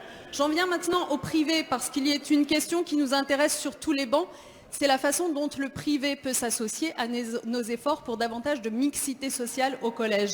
Et je veux dire ici que dans le cadre des expérimentations que j'ai mises en œuvre... On commence à entendre des huées au moment où Najat Vallaud-Belkacem parle de mixité sociale dans les établissements privés. Engagé dans la démarche, preuve en est qu'à la et la huée qui vient des bancs de la droite. J'ai prévu 50 postes supplémentaires pour les établissements privés. La parole est à monsieur Jacques Cresta. Voilà, c'était la réponse de Najat Vallaud-Belkacem. Mes chers collègues, ma question sur cette question à Madame la secrétaire d'État à la ville. Madame la ministre, vous connaissez mon attachement à la revitalisation des centres urbains, en particulier dans les villes moyennes. J'ai créé en 2015 à l'Assemblée nationale le groupe d'études quartiers anciens dégradés, qui rassemble une cinquantaine de députés. Et au fil des auditions, le constat est unanime. La dégradation de l'habitat, la désertification commerciale en centre-ville. Ça c'est intéressant, c'est une question de Jacques Cresta sur les centres-villes historiques délabrés, délaissés. Si vous habitez dans un centre-ville, peut-être que c'est quelque chose que vous constatez. La paupérisation, l'insécurité, mais aussi la montée du vote extrême dans nos quartiers anciens. De nombreux acteurs publics comme privés apportent pourtant des solutions. Le gouvernement a un rôle moteur tant par la politique de la ville, l'ANRU, l'ANA, que via le plan de lutte contre la désertification commerciale. Mais la multiplication des programmes et des acteurs engendre souvent un manque de lisibilité et de cohérence, voire des contradictions dans les politiques menées. Par exemple, de nombreuses municipalités favorisent la prolifération des zones commerciales en périphérie dans leurs documents d'urbanisme et, dans le même temps, sollicitent le FISAC pour revitaliser leur centre-ville. Extraordinaire paradoxe qui doit nous interroger et nous faire agir. Mon groupe d'études privilégie une approche transversale en lien avec les ministères concernés et travaille à des solutions globales alliant revalorisation du bâti. Donc Jacques Cresta qui met en avant le travail de son groupe d'études parlementaires sur les centres-villes anciens dégradés. Je crois que c'est ça le nom de son, s'il avait l'air de le dire. Je précise qu'il est élu des Pyrénées-Atlantiques, des Pyrénées-Orientales, pardon, pas Atlantiques, c'est l'autre côté. Et il a été candidat à la mairie de Perpignan en 2014.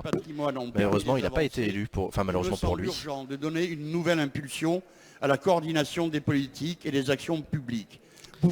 D'ailleurs, la permanence parlementaire de Jacques Cresta a été occupée par des manifestants contre la loi travail. Secrétaire d'État chargé de la ville. Merci, Monsieur le Président. Mesdames et Messieurs les députés, Monsieur le député Jacques Cresta, la dégradation de nos quartiers anciens, de nos villes et notamment de nos villes moyennes est un sujet de préoccupation légitime. Certains de nos centres-villes rencontrent de réelles difficultés, vous l'avez dit, vacances commerciales, copropriété en difficulté, habitat dégradé, désertification. Vous êtes d'ailleurs saisi, monsieur le député, de ce sujet important en créant le groupe d'études quartiers anciens dégradés qui m'a auditionné le 21 juin l'année dernière. Et à l'occasion de mon déplacement à Perpignan le 15 octobre dernier, j'ai pu mesurer la grande préoccupation de l'ensemble des acteurs locaux. Je tiens à rappeler d'abord que la réforme de la géographie prioritaire par la loi du 21 février 2014 a fait entrer dans le quartier de nos villes moyennes dans le champ de la politique de la ville. La loi Lamy, alors que je vous explique rapidement, Hélène Geoffroy, la ministre de la Ville, est en train d'expliquer que la loi de 2014, qui s'appelle la loi Lamy, a réformé une partie de la politique, de la carte de la politique de la ville. La politique de la ville, ça désigne l'action prioritaire de l'État, des collectivités locales et de tous les acteurs dans les quartiers populaires, les quartiers les plus pauvres. On appelle ça un quartier politique de la ville, ou encore plus administrativement, un quartier qui relève de la politique de la ville. Outre du programme national de... Et donc pour expliquer sa réponse à Jacques Cresta, elle explique que la loi 2014 a fait rentrer un certain nombre de centres-villes, dégradés, paupérisés, etc., dans les quartiers politiques de la ville. Le fonds d'intervention, une enveloppe dédiée sera consacrée et la coopération entre l'ANA et l'ANRU a été remboursée par le biais de conventions nouvelles d'objectifs. Je ne connaissais même pas cette secrétaire d'État. Bah non, elle n'est pas très connue, Hélène Geoffroy, mais en même temps, le secrétaire d'État à la ville sont jamais des gens très célèbres, mais ils mènent un... Enfin, c'est un truc extrêmement important pour les collectivités locales, la ville. Ce qu'on appelle la ville, le domaine politique d'action dans la ville. Sur l'insécurité, sur l'accès à l'emploi, sur les services publics, sur le transport, etc. Il se passe plein de trucs. Un sujet important pour le gouvernement. Et donc voilà. Parce qu'il faut aussi préserver l'histoire de nos quartiers anciens dégradés. C'est la façon de partager un destin commun. Quartier ancien Merci, dégradé. la parole est à Madame Bérangère Poletti. Merci, Monsieur le Président. Monsieur le Premier ministre, vous connaissez la situation des collectivités territoriales, et tout particulièrement celle des conseils départementaux. Elle est dramatique. L'asphyxie budgétaire augmente chaque année avec la baisse des dotations, mais aussi et surtout parce que vous ne compensez pas les dépenses sociales. Pire, vous faites de la politique sur le dos des départements. Vous décidez d'augmenter le RSA, mais ce sont les départements qui payent. Vous décidez de modifier l'APA, mais ce sont toujours les départements. L'APA, c'est l'allocation pour les personnes âgées. C'est facile de dépenser l'argent. Le RSA, c'est le revenu de solidarité active. Non seulement vous détournez les Vous le moyens savez. des départements à votre profit, mais vous l'avez fait aussi sur le dos des Français, en particulier des retraités, avec une nouvelle taxe, la CASA, normalement mise en place pour aider les personnes âgées. Elle ne leur a pas profité pendant plus de 2 ans. Vous avez ainsi détourné plus d'1 milliard d'euros. Ensuite, vous essayez de nous faire croire à nos concitoyens. Ah, j'ai entendu quelqu'un traiter le gouvernement de voleur. Est entièrement compensé par l'État. C'est complètement faux. Bérangère Poletti, la députée GDR, gauche démocrate et républicaine, donc qui représente dans l'hémicycle plutôt le front de gauche, Jean-Luc Mélenchon, les communistes, etc., qui s'en prend au gouvernement sur sa gestion des dotations aux collectivités et notamment de sa politique en direction des départements. Je rappelle que les départements sont les circonscriptions dans lesquelles il y a les conseils départementaux qui s'occupent de l'action sociale et de la répartition des minima sociaux, notamment du RSA. Et Bérangère Poletti, elle accuse le gouvernement d'avoir augmenté le RSA sans augmenter les versements qui sont faits par l'État aux départements pour pousser cette augmentation. Pour les médicaliser, contrairement à S'il vos vous plaît, mensonges s'il vous répétés. plaît. Monsieur le Premier ministre, les gouvernements... C'est marrant parce qu'elle est en train de s'en prendre au gouvernement, elle se fait applaudir par les bancs de l'opposition à droite, alors qu'elle a déposé une proposition de loi pour un meilleur accès à la contraception et à l'IVG. Je suis pas sûr que ça plaise à tous les députés de droite. Et de l'autonomie. Merci, Monsieur le Président, Madame la députée Bérangère. S'il vous plaît, allez. Et c'est Pascal Boitard qui lui répond. Il y a les 10 œufs et les feux œufs. Et si je prends, Pascal Boitard qui reprend l'argument d'Alexandre Jardin avec sur les 10 œufs et les feux œufs. sur la dépendance et les personnes âgées et même du 5e risque, mais malheureusement aucun texte n'est venu prendre en compte le vieillissement de la population. Ce texte, eh bien, nous l'avons fait comme l'engagement présidentiel l'avait prévu et nous le réalisons aujourd'hui et les départements qui l'ont souhaité sont aujourd'hui ces pilotes de ces nouvelles politiques publiques.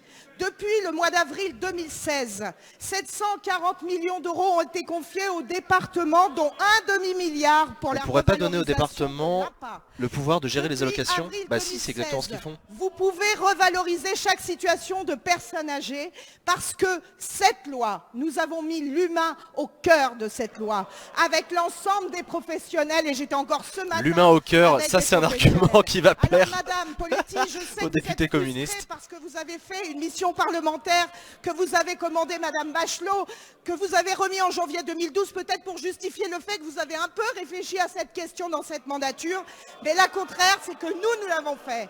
Et lorsque vous parlez de détournement, je vous Pascal le dis, Bottard qui attaque personnellement Bérangère Poletti. Hein. et c'est à une instance démocratique où Putain. siège l'ADF. L'ADF qui, en ce moment, prend L'ADF, c'est l'Association des départements de des France. départements pour défendre des départements qui n'appliquent pas la loi. Et ça, je trouve ça... Elle est GDR ou les Républicains Alors, Madame Poletti, attendez, excusez-moi. vous êtes porte-parole de votre parti politique. Vous, peut-être que Ah vous non, non, non, non, non, non, non, non, non. défendez Excusez-moi, je me suis complètement planté. cumul des mandats. Elle est républicain. Vous défendez aujourd'hui le fait qu'il n'y aura Ah pas oui, non, non, non, non, elle est pas du tout GDR. Pourquoi je mets GDR madame. Ah, parce que c'est La Jean-Jacques parole Candelier est à qui est écrit en monsieur dessous. Jean-Jacques Merde, Candelier. je me suis complètement trompé. Ah oui, c'est ça, elle est assise à côté de Christian Jacob. Pardon, je me suis planté. Elle est pas du tout GDR. S'il vous plaît, on a changé de question. Monsieur Meunier. Madame la ministre du Travail, il y a 8 jours, la Voilà. direction du quotidien La Voix du Nord, 3e journal régional du Et là, pays, on a Jean-Jacques Candelier qui annonçait un pose plan une de question. suppression de postes massifs. Sur les 110 salariés, 178 sont menacés, soit 25% des effectifs. Avec mes collègues du Nord, Alain Bocquet et Marc Dolé, nous condamnons les étrennes empoisonnées qu'offre le monopole Rossel à ses équipes. L'intersyndicale dénonce un projet d'une ampleur aussi brutale qu'injustifiée. En effet, selon les mots même du directeur, le groupe gagne de l'argent et l'entreprise est rentable. Et pour cause, la société qui détient de nombreux titres de presse a dégagé 25 millions de bénéfices de 2010 à 2015 et vient même de transmettre une offre pour le rachat de Paris-Normandie. Ce projet utilise une recette bien connue des financiers, utiliser la masse salariale comme variable d'ajustement. Le personnel déplore d'ailleurs un pur plan comptable sans vision d'avenir et sans projet rédactionnel qui met en danger l'existence même d'un journaliste de proximité et de qualité. Hier, dans les Échos, vous avez affirmé n'avoir jamais été saisi d'un projet de plan à la Voix du Nord. Pourtant, la revue Regard a publié sur son site de documents de la Directe, qui avait mystérieusement disparu, et qui affirme avoir été en contact avec la direction de l'entreprise dès juillet 2016. Or, qu'avez-vous fait depuis? Jean-Jacques Candelier, le député communiste qui est maire de Bruy-les-Marchiennes depuis 1977, putain, c'est ouf. Qui pose une question sur La Voix du Nord. Vous savez, La Voix du Nord qui est un journal qui a un plan social actuellement, qui est accusé d'être un plan social, qui a été favorisé par la loi El Khomri, la fameuse loi travail. La ministre que vous voyez en bas sur les bancs qui va probablement répondre à Jean-Jacques Candelier qui conteste l'idée que le plan social a été favorisé par sa loi. Donc peut-être que là on va avoir le fin mot de cette histoire là parce que moi jusqu'à présent c'est une histoire que j'ai entendue par communiqué de presse interposé. La nocivité de cette loi et agir pour préserver l'emploi et l'avenir de la presse écrite. La parole est à Madame Myriam El Khomri, ministre du Travail. Et le groupe, c'est le groupe de La Voix du Nord, donc c'est un journal de presse écrite. Et vous savez comme moi que la presse est en crise depuis longtemps. Et c'est Myriam El Khomri qui va défendre sa loi travail. Monsieur le député Jean-Jacques Candelier, je vous remercie de votre question car elle va me permettre d'être très claire sur un sujet qui le mérite.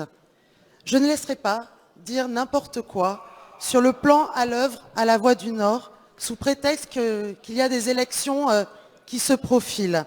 Alors, la désinformation, elle abîme le débat démocratique.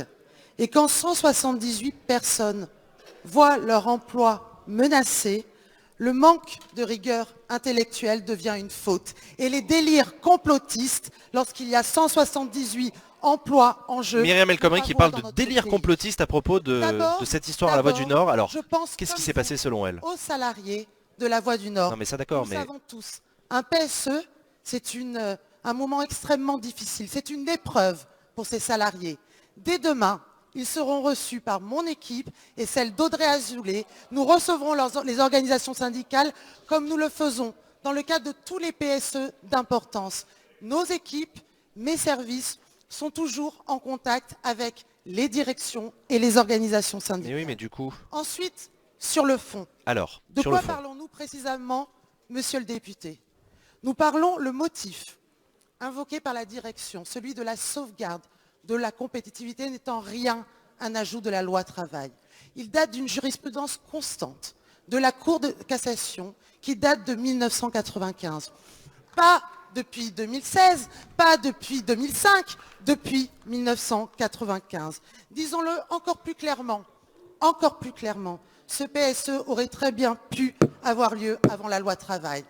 Et permettez-moi de rajouter... Ok, donc l'argument de Myriam El Khomri, c'est que la loi travail n'a pas créé l'outil qui a permis au groupe La Voix du Nord de supprimer des emplois. Il a été Madame le la 10 janvier. ministre, la parole est à monsieur Sébastien Huyghe. D'accord.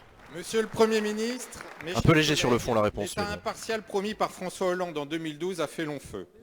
Bernard Roman, François Brotte, Pierre-René Lemas, Adeline Hazan, Thierry Lepan, Dominique Voynet, Vincent Feltès, Dominique Bertinotti. La liste des nominations est longue pour illustrer le bilan de recasage de cette République des copains. Il y a quelques jours, nous apprenions par voie de presse la future nomination de notre collègue Rémi Pauvros à la tête de la société du canal Seine-Nord Europe. Votre secrétaire d'État au transport rappelait d'ailleurs dans cet entretien à La Voix du Nord que l'État étant majoritaire, il emportera la décision. En clair, circuler, il n'y a rien à voir. Alors que le conseil de surveillance ne s'est pas encore réuni, qu'aucune concertation n'a été engagée, cette nomination arbitraire s'apparente à du mépris pour les collectivités locales partenaires de l'État dans ce dossier. Je rappelle que le financement de ce projet a pu être finalisé grâce à un effort supplémentaire de 50 millions d'euros de la région Hauts-de-France, qui investit donc au total 352 millions d'euros dans cet ouvrage. Cela ne suffit pas, semble-t-il. Sébastien Huyghe qui fait de l'ombre à Lucien de Gauchy derrière lui avec sa belle veste jaune. Sébastien Huyghe qui est député Les Républicains depuis 2002 je crois. Il a fait des études, il a fait de droit des affaires, de droit de l'urbanisme, il a un DESS de gestion, etc., etc. Il a soutenu Nicolas Sarkozy pendant la primaire de la droite et il accuse le gouvernement de faire pantoufler ses copains et de nommer des membres de la majorité à des hauts postes. Et donc il a parlé de la République des copains. La fonction de président de la société Canal Seine-Nord sera bénévole et qu'aucune rémunération d'aucune sorte ne lui sera attribuée.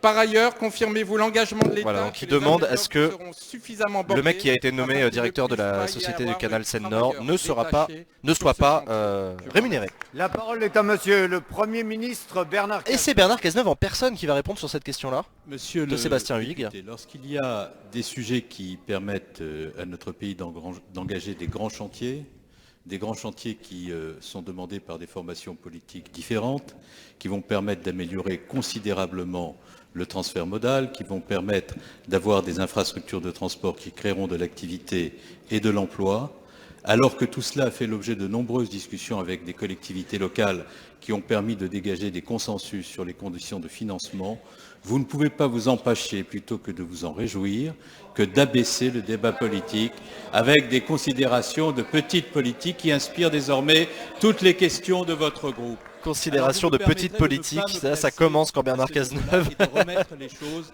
en perspective avec une certaine préoccupation de ce qu'est l'intérêt national, de ce qu'est l'intérêt de la région dont vous êtes l'élu et de ce que doit être la relation entre l'État et les grandes collectivités locales lorsqu'il s'agit de sujets de cette nature. Quel est le fond de l'affaire? Le fond de l'affaire, c'est qu'il y a un projet qui, lorsque nous sommes arrivés en situation de responsabilité, était un concept qui n'avait fait l'objet d'aucune initiative de votre part, qui n'était pas financé et qui aujourd'hui, grâce aux initiatives de ce gouvernement et notamment grâce à l'action que j'ai conduite sous l'autorité du Président de la République lorsque j'étais ministre des Affaires européennes, bénéficie d'un financement à hauteur de 40%. On entend Christian Jacob gueuler. Christian Jacob, c'est le président du groupe Les Républicains. Européen, ce que vous n'avez pas soulevé et qui est un élément déterminant de la réussite de ce dossier. Voilà, vous le voyez là à l'image. Nous avons engagé des discussions avec les responsables des collectivités locales, les régions concernées, de manière à faire aboutir... Bernard Cazeneuve qui défend cette nomination en expliquant que c'est une longue action du gouvernement depuis le début sur ce dossier. Et effectivement, il a fait référence au fait que Sébastien Huyghe est élu du Nord et que, évidemment, le dossier dont il a parlé, le canal Seine-Nord, ça concerne sa région. En gros, Sébastien Huyghe n'est pas content que ce soit un homme politique dont il est opposant qui soit nommé à la direction de cette... confrontation et abaissement. Enfin, je voudrais vous de cette indiquer institution. que sur ce sujet comme sur d'autres, sur la gouvernance, sur le financement, j'ai des contacts avec le président Bertrand, comme j'en ai eu d'ailleurs sur le démantèlement de Calais, dans un esprit de responsabilité et de respect qui ne ressemble en rien au ton de votre question. C'est ainsi que j'entends sur les grands dossiers conduire le gouvernement de la France, et je vous laisse à la polémique et aux abaissements du débat politique Cazeneuve en mode dont vous vénère. êtes Non mais c'est désormais ça, ouais. coutumier. Voilà, boum, Bernard Cazeneuve La parole est à monsieur qui François finit Michel sa réponse à Lambert. Sébastien Huyghe, et qui se fait applaudir par sa majorité, alors Ma que le question président s'adresse passe la Madame parole à la François-Michel ministre de Lambert. l'Environnement, de l'énergie et de la mer. Ah, Et député permettez-moi écolo tout qui pose d'abord une question d'associer mes collègues à la ministre de l'Environnement. Champiguet, Sabine Buis, Fabrice Verdier et tous les membres de la Commission développement durable et aménagement du territoire qui, hier soir tard, ont voté l'interdiction de toute exploitation et exploration de gaz de schiste et hydrocarbures non conventionnels. Je me permets un retour en arrière. Il y a plus de 5 ans, sous l'ancienne majorité de droite, de François Fillon, la moitié de la France se mobilise contre des dizaines et des dizaines de permis d'exploration de gaz de schiste. À Paris, dans le sud-ouest, en Ardèche, dans les Bouches-du-Rhône, à Gardanne. Une séance n'est pas une vraie séance sans un coup de gueule de Christian Jacob. Absolument. Interdire, non pas les gaz de schiste, mais une technologie, et repoussant une proposition de loi de la gauche, signée notamment par Jean-Marc Ayrault, comme premier signataire, et notre président de la République, François Hollande, député de l'époque, qui, cette loi de gauche, interdisait toute exploitation d'hydrocarbures non conventionnels. On voit bien qu'il s'agit donc de deux visions opposées. Une droite qui, avec sa pseudo-écolo Maude Fontenoy, pro-gaz de schiste, irresponsable au vu du réchauffement climatique. Et une gauche, Le député écologiste François-Michel Lambert qui s'en prend directement à Maude Fontenoy, la navigatrice très célèbre, qui est effectivement la secrétaire nationale des Républicains chargée de l'environnement. un moment crucial de l'histoire de l'humanité. Nous Oh, aurions putain. pu en rester là. Nous avons été encore plus loin avec les ordonnances sur l'autoconsommation énergétique, validées par le Parlement, et qui met la France dans les 3 premiers pays au monde sur le déploiement... François-Michel Lambert qui est un président, qui est un député Front démocrate, il est né à Cuba, figurez-vous. Les étapes Il est suivantes vice-président de la Commission transition développement durable. Fuyant les énergies fossiles. Et il fait partie de l'équipe de campagne de Jean-Luc Benamias. Voilà, Jean-Luc Benamias que vous avez appris à découvrir pour beaucoup d'entre vous pendant les débats de la primaire de la gauche. Et bah, François-Michel Lambert est un copain de Jean-Luc Benamias. Merci, la parole est à madame Barbara Pompili, secrétaire d'État chargée Et de la c'est biodiversité. la ministre écologiste Barbara Pompili qui va lui répondre. Président, mesdames et messieurs les députés, monsieur le député François-Michel Lambert, vous avez raison, la France s'engage dans l'avenir et s'engage dans une politique énergétique qui protégera notre environnement et qui nous mettra à l'avant-garde des pays du monde. Nous avons effectivement interdit la fracturation hydraulique, qui est la seule technique d'extraction des gaz et huiles de schiste en France, et le gouvernement a strictement respecté cette interdiction. Voilà, Barbara Pompili qui défend l'interdiction de la fracturation hydraulique pour extraire les gaz de schiste. Notre consommation d'hydrocarbures à l'horizon 2030. Et évidemment, cela conduit à refuser toute recherche et exploitation de nouvelles hydrocarbures. Et puis, la COP21. La COP21 nous dit que nous devons économiser nos émissions de gaz à effet de serre. Il serait complètement absurde, complètement incohérent de développer un secteur, les gaz de schiste, qui est éminemment producteur de gaz à effet de serre. Donc soyons logiques. Allons vers l'avenir et continuons à avancer vers les économies d'énergie, vers le renouvelable. C'est pourquoi Ségolène Royal n'a autorisé aucun nouveau permis minier. Oui, attendez, ce que je me demandais, parce que Barbara Pompili, elle n'est pas ministre. Loi déposée par Jean-Paul Chandier. Elle n'est pas ministre de et l'Environnement. par l'ensemble des députés socialistes qui reprend un certain nombre de dispositions. Non, c'est ça, elle s'occupe des relations des internationales travaux sur le menés par climat et la le gouvernement biodiversité. sur Oui, le donc code d'accord, ça a minier. quand même un sens. Elle permet Mais notamment effectivement, la ministre de l'Environnement, c'est bien Ségolène Royal, aux demandes de qui n'est pas là permis aujourd'hui à miniers l'Assemblée en nationale, amont donc des elle est travaux représentée qu'elle par a soumis en Barbara enquête Pompili. publique et études d'impact. Elle instaure une nouvelle procédure renforcée de participation du public. Le débat parlementaire en commission a permis d'introduire le refus systématique de toute demande de permis qui concerne du gaz ou des huiles de schiste. Évidemment, nous nous en félicitons. Et enfin, sur l'autoconsommation, effectivement, la loi de ratification de l'ordonnance est en débat au Parlement et permettra de développer cette politique favorable à la diversification du mix énergétique. Nous sommes en avance, nous avançons. Merci. Merci madame. Ah, Philippe, un grand La sourire, Barbara parole est à Pompili, c'est trop monsieur cool. Joël Giraud. Merci, Monsieur le Président. Ça fait plaisir d'avoir des Monsieur le sourires dans ministre une séance de questions au Affaires gouvernement. Lundi, le président élu des États-Unis, Donald Trump, s'est laissé aller à intimider les États européens par la menace d'une extinction de l'Alliance Atlantique et la promotion d'un accord commercial rapide entre Londres et Washington, tout en affirmant sa volonté de sanctionner lourdement une entreprise allemande. Il ne suffit pas de déclarer que ces propos sont inadmissibles. Il faut se donner les moyens d'affirmer notre souveraineté, comme les autres puissances globales le font, la Russie, les États-Unis, la Chine. Mais cette souveraineté ne repose pas en Europe sur l'affirmation de la force et sur l'intimidation. Elle repose sur le droit. L'Europe, c'est déjà et ça restera un espace public fondé sur le droit. Les États-Unis aussi s'appuient sur la force de leur droit, dont la primauté est assise sur l'arme redoutable qu'est le dollar, comme ils considèrent que toute opération libellée en dollars dans le monde doit Donald être Trump. conforme à la législation américaine.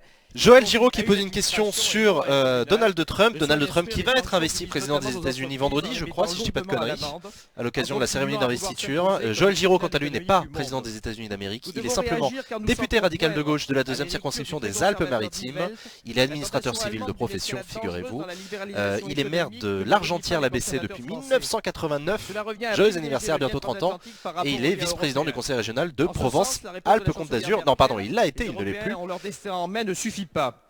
Il a démissionné en 2014 à cause du cumul des mandats. Alors la tout France ça. peut-elle répondre fermement avec les armes qui sont les nôtres, celles du droit? La France peut-elle être à l'initiative pour demander la création de l'équivalent européen de l'Office de Foreign Assets Control, l'OFAC, américain, afin de répondre à l'offensive juridique de notre allié? La France peut-elle appuyer les propos tenus par le commissaire européen aux affaires économiques, à savoir que les traités dont les Britanniques sont toujours membres interdisent à ceux-ci de nouer un partenariat commercial extérieur à l'Union tant qu'ils en sont membres, ce qui est bien le cas? Et la France peut-elle, pour répondre à l'extraterritorialité du droit américain, rappeler qu'une des règles institutives de l'Union européenne est la préférence communautaire?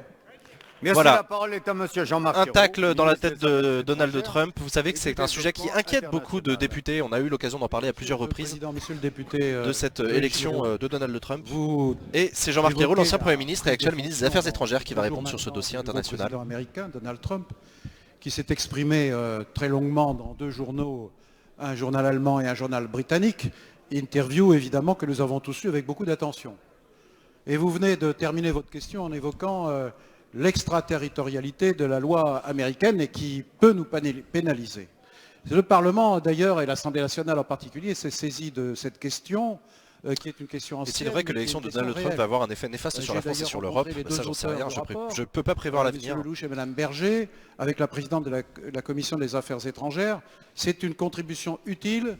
La direction du Trésor et le ministère des Affaires étrangères ont décidé d'accélérer les travaux pour que nous fassions des propositions au niveau européen, parce qu'il n'est pas possible de demeurer avec une situation aussi inéquitable et qui porte préjudice à nos intérêts. Dans les relations entre les États-Unis et la France, eh bien, ce sont des relations anciennes. Nous voulons les conserver, nous voulons les préserver, mais sur la base de principes qui sont l'attachement que nous avons en commun à la démocratie, la liberté, les droits de l'homme, mais aussi nous sommes attachés à notre propre indépendance et à la défense de nos intérêts, ce qui fait que quand on décide, comme dimanche dernier, de tenir une conférence pour aborder la question de la paix au Proche-Orient, nous le faisons en toute liberté et en toute indépendance. Pour la suite, Jean-Marc Ayrault qui parle de liberté et d'indépendance en justifiant, en utilisant comme justification la conférence de dimanche dernier sur la paix au Proche-Orient. L'avenir de l'Alliance Atlantique n'a pas été un grand succès. Sans les Palestiniens et sans les Israéliens, tu vas pas des très loin. relations avec les États-Unis, y compris l'avenir de l'accord sur le nucléaire iranien et l'avenir du traité sur le climat. Donc beaucoup de questions que nous sommes légitimement en droit de poser. Nous sommes évidemment des alliés des Américains, nous l'avons prouvé à maintes reprises dans notre histoire, mais nous sommes aussi soucieux de défendre nos intérêts et de défendre l'avenir de l'Union européenne. Vincent Ledoux. Merci, Monsieur le Président. Ma question Vincent Ledoux qui va prendre la parole après. France, le président de la République. Alors que vous voyez tous les ministres qui se sont barrés de l'hémicycle, bah oui, il est 16h, c'est l'heure des pépitos.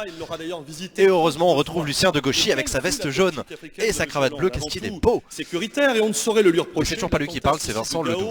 Nous en rappelle la nécessité et nous pouvons adresser ici un message d'amitié au peuple malien. On ne saurait le lui reprocher si toutefois la courbe de l'aide publique au développement n'avait connu le même sort que celle du chômage, faisant ainsi mentir son 57e grand engagement. Moi, président, j'agirai pour une aide accrue aux pays en développement. Or, sous son mandat, l'aide aux pays subsahariens aura chuté de 20%. Serge Mikhaïlov pose la question. L'Afrique en crise va-t-elle se retrouver dans nos banlieues? Il n'a pas de mots assez durs pour dire combien le gouvernement a abandonné les pays les plus pauvres, alors que c'est là où se trouvent les plus graves risques géopolitiques, risques mais opportunités. Pour le chef de l'État, l'Afrique est notre avenir. Il a raison. Une classe moyenne de 150 à 300 millions de consommateurs, une urbanisation galopante, un marché du mobile et du e-commerce en explosion. Mais que n'a-t-il fait justement pour que la France cesse de perdre du terrain dans toute l'Afrique subsaharienne au profit des pays... Vincent Ledoux qui accuse la France et le gouvernement d'avoir perdu du terrain en Afrique subsaharienne et notamment à cause de la baisse de l'aide au développement. Le député Vincent Ledoux, il est élu du Nord. Il est entré en fonction depuis peu de temps, en 2016 seulement, puisqu'il a été le successeur de Gérald Darmanin, un député qui a démissionné de son mandat pour devenir premier vice-président de Xavier Bertrand à la région. Vincent Ledoux, il est maire de la ville de Ronques depuis presque 16 ans. Il est vice-président de la métropole de Lille, membre de la commission des affaires culturelles et sa profession c'est enseignant. Ma question est simple. Et voilà. Comment pensez-vous, monsieur le Premier ministre, abonder le fonds d'investissement pour l'Afrique annoncé à Bamako alors que les budgets... Et voilà, cet ancien député, cet ancien élu UDI qui est passé chez les Républicains, qui demande au gouvernement ce qu'il compte faire pour aider les pays en développement en Afrique subsaharienne. Et du développement international. Monsieur le Président, Monsieur le député, vous venez sans doute d'oublier que la loi de finances qui a été votée récemment par le Parlement... Pourquoi les ministres quittent à 16h? Déjà parce que la séance est censée se terminer à 16h et il y en a qui ont des agendas très serrés. Et ensuite, il y a les séances au Sénat qui commencent à 16h45, donc ils ont assez peu de temps pour changer de chambre du Parlement. Mais c'est pas le cas aujourd'hui, il n'y a pas de séance au Sénat, c'est le mardi, c'est jamais le mercredi. Prises par les députés, les parlementaires eux-mêmes, que je remercie aussi. Ce qui fait que le niveau de notre aide au développement, qui avait effectivement baissé depuis 2010, a remonté et dépasse celui que nous avons trouvé en 2012. Et vous avez vous-même cité un chiffre. Le président de la République à Bamako a confirmé que l'aide à l'Afrique... Ah bah d'accord, Jean-Marc Ayrault qui répond à Vincent Ledoux que le montant de l'aide au développement a augmenté depuis 2012. Et avec une partie consacrée ils sont pas d'accord sur les chiffres à la transition énergétique qui est effectivement un effort considérable. Et je ne voudrais pas qu'on oublie non plus dans cette aide au développement la partie européenne de cette aide au développement, qui est très conséquente à l'échelle internationale. Concernant l'aide à l'Afrique, et j'appuie en permanence en ce sens, c'est l'Europe qui apporte la plus grande aide avec notre propre contribution, puisque nous sommes le deuxième contributeur au niveau de l'Union européenne. Donc nous avons devant nous ce défi considérable et qui a été évoqué au sommet de Bamako dans un esprit, je dirais, de partenariat équitable, sincère, respectueux de l'indépendance des Africains, et qui est celui de la sécurité des pays africains, de leur donner les moyens d'assurer leur propre sécurité, de ne pas le faire à leur place, même si nous l'avons fait dans l'urgence, mais aussi de permettre à l'Afrique de se développer, de donner aux sociétés civiles qui ont une énergie extraordinaire, car la force de l'Afrique, c'est sa jeunesse, les chances de se développer. Et lorsque nous nous sommes réunis à Bamako, c'est à toute l'Afrique que nous nous sommes adressés, pas seulement l'Afrique francophone et l'Afrique de l'Ouest. Et tous les pays étaient là au plus haut niveau, et je dois vous dire que c'était impressionnant, y compris toutes les langues officielles parlées en Afrique qui ont été pratiquées à ce sommet, et il a été rendu hommage à l'action de François Hollande et de la France depuis près de 5 ans, et je crois vraiment pouvoir vous dire que c'est Jean-Marc Ayrault qui cite le sommet de Bamako comme une vraie réussite de la diplomatie française et de son aide au développement. C'est jamais assez, c'est vrai, mais je crois que nous pouvons quand même être fiers de ce qui a été fait, parce que la France-Afrique, qui est une autre conception, c'est fini. La séance des questions. Claude Barthelone qui clôt la séance de questions au gouvernement. On va repasser en scène d'introduction. Et il me reste plus qu'à vous remercier avant de pouvoir enfin bouffer mon petit carambar. Vous remercier d'avoir été nombreuses et nombreux à suivre cette émission en direct sur Acropolis. Pensez à vous abonner à la chaîne, pensez à vous abonner à la chaîne Twitch également. Pensez à suivre les réseaux sociaux, la page Twitter et le compte Facebook. C'est l'inverse, la page Facebook et le compte Twitter. C'est toujours très utile pour avoir des informations. N'hésitez pas à télécharger l'extension sur votre navigateur, l'extension Acropolis qui vous préviendra quand il y a un live en cours. On se retrouve ce soir à 20 h avec Jennifer. On va décrypter ensemble la grosse actualité d'aujourd'hui qui est l'élection du nouveau président du Parlement européen. On discutera de ce soir, on expliquera qu'est-ce que ça change, comment ça s'est passé, quels sont les équilibres et les tensions en cours. Vous savez que l'Europe est un sujet qui bouge pas mal en ce moment. Merci à toutes et à toutes d'avoir suivi cette émission sur YouTube et sur Twitch. On se retrouve ce soir à 20 h. Bonne fin de soirée, bonne fin d'après-midi. Ciao, bye.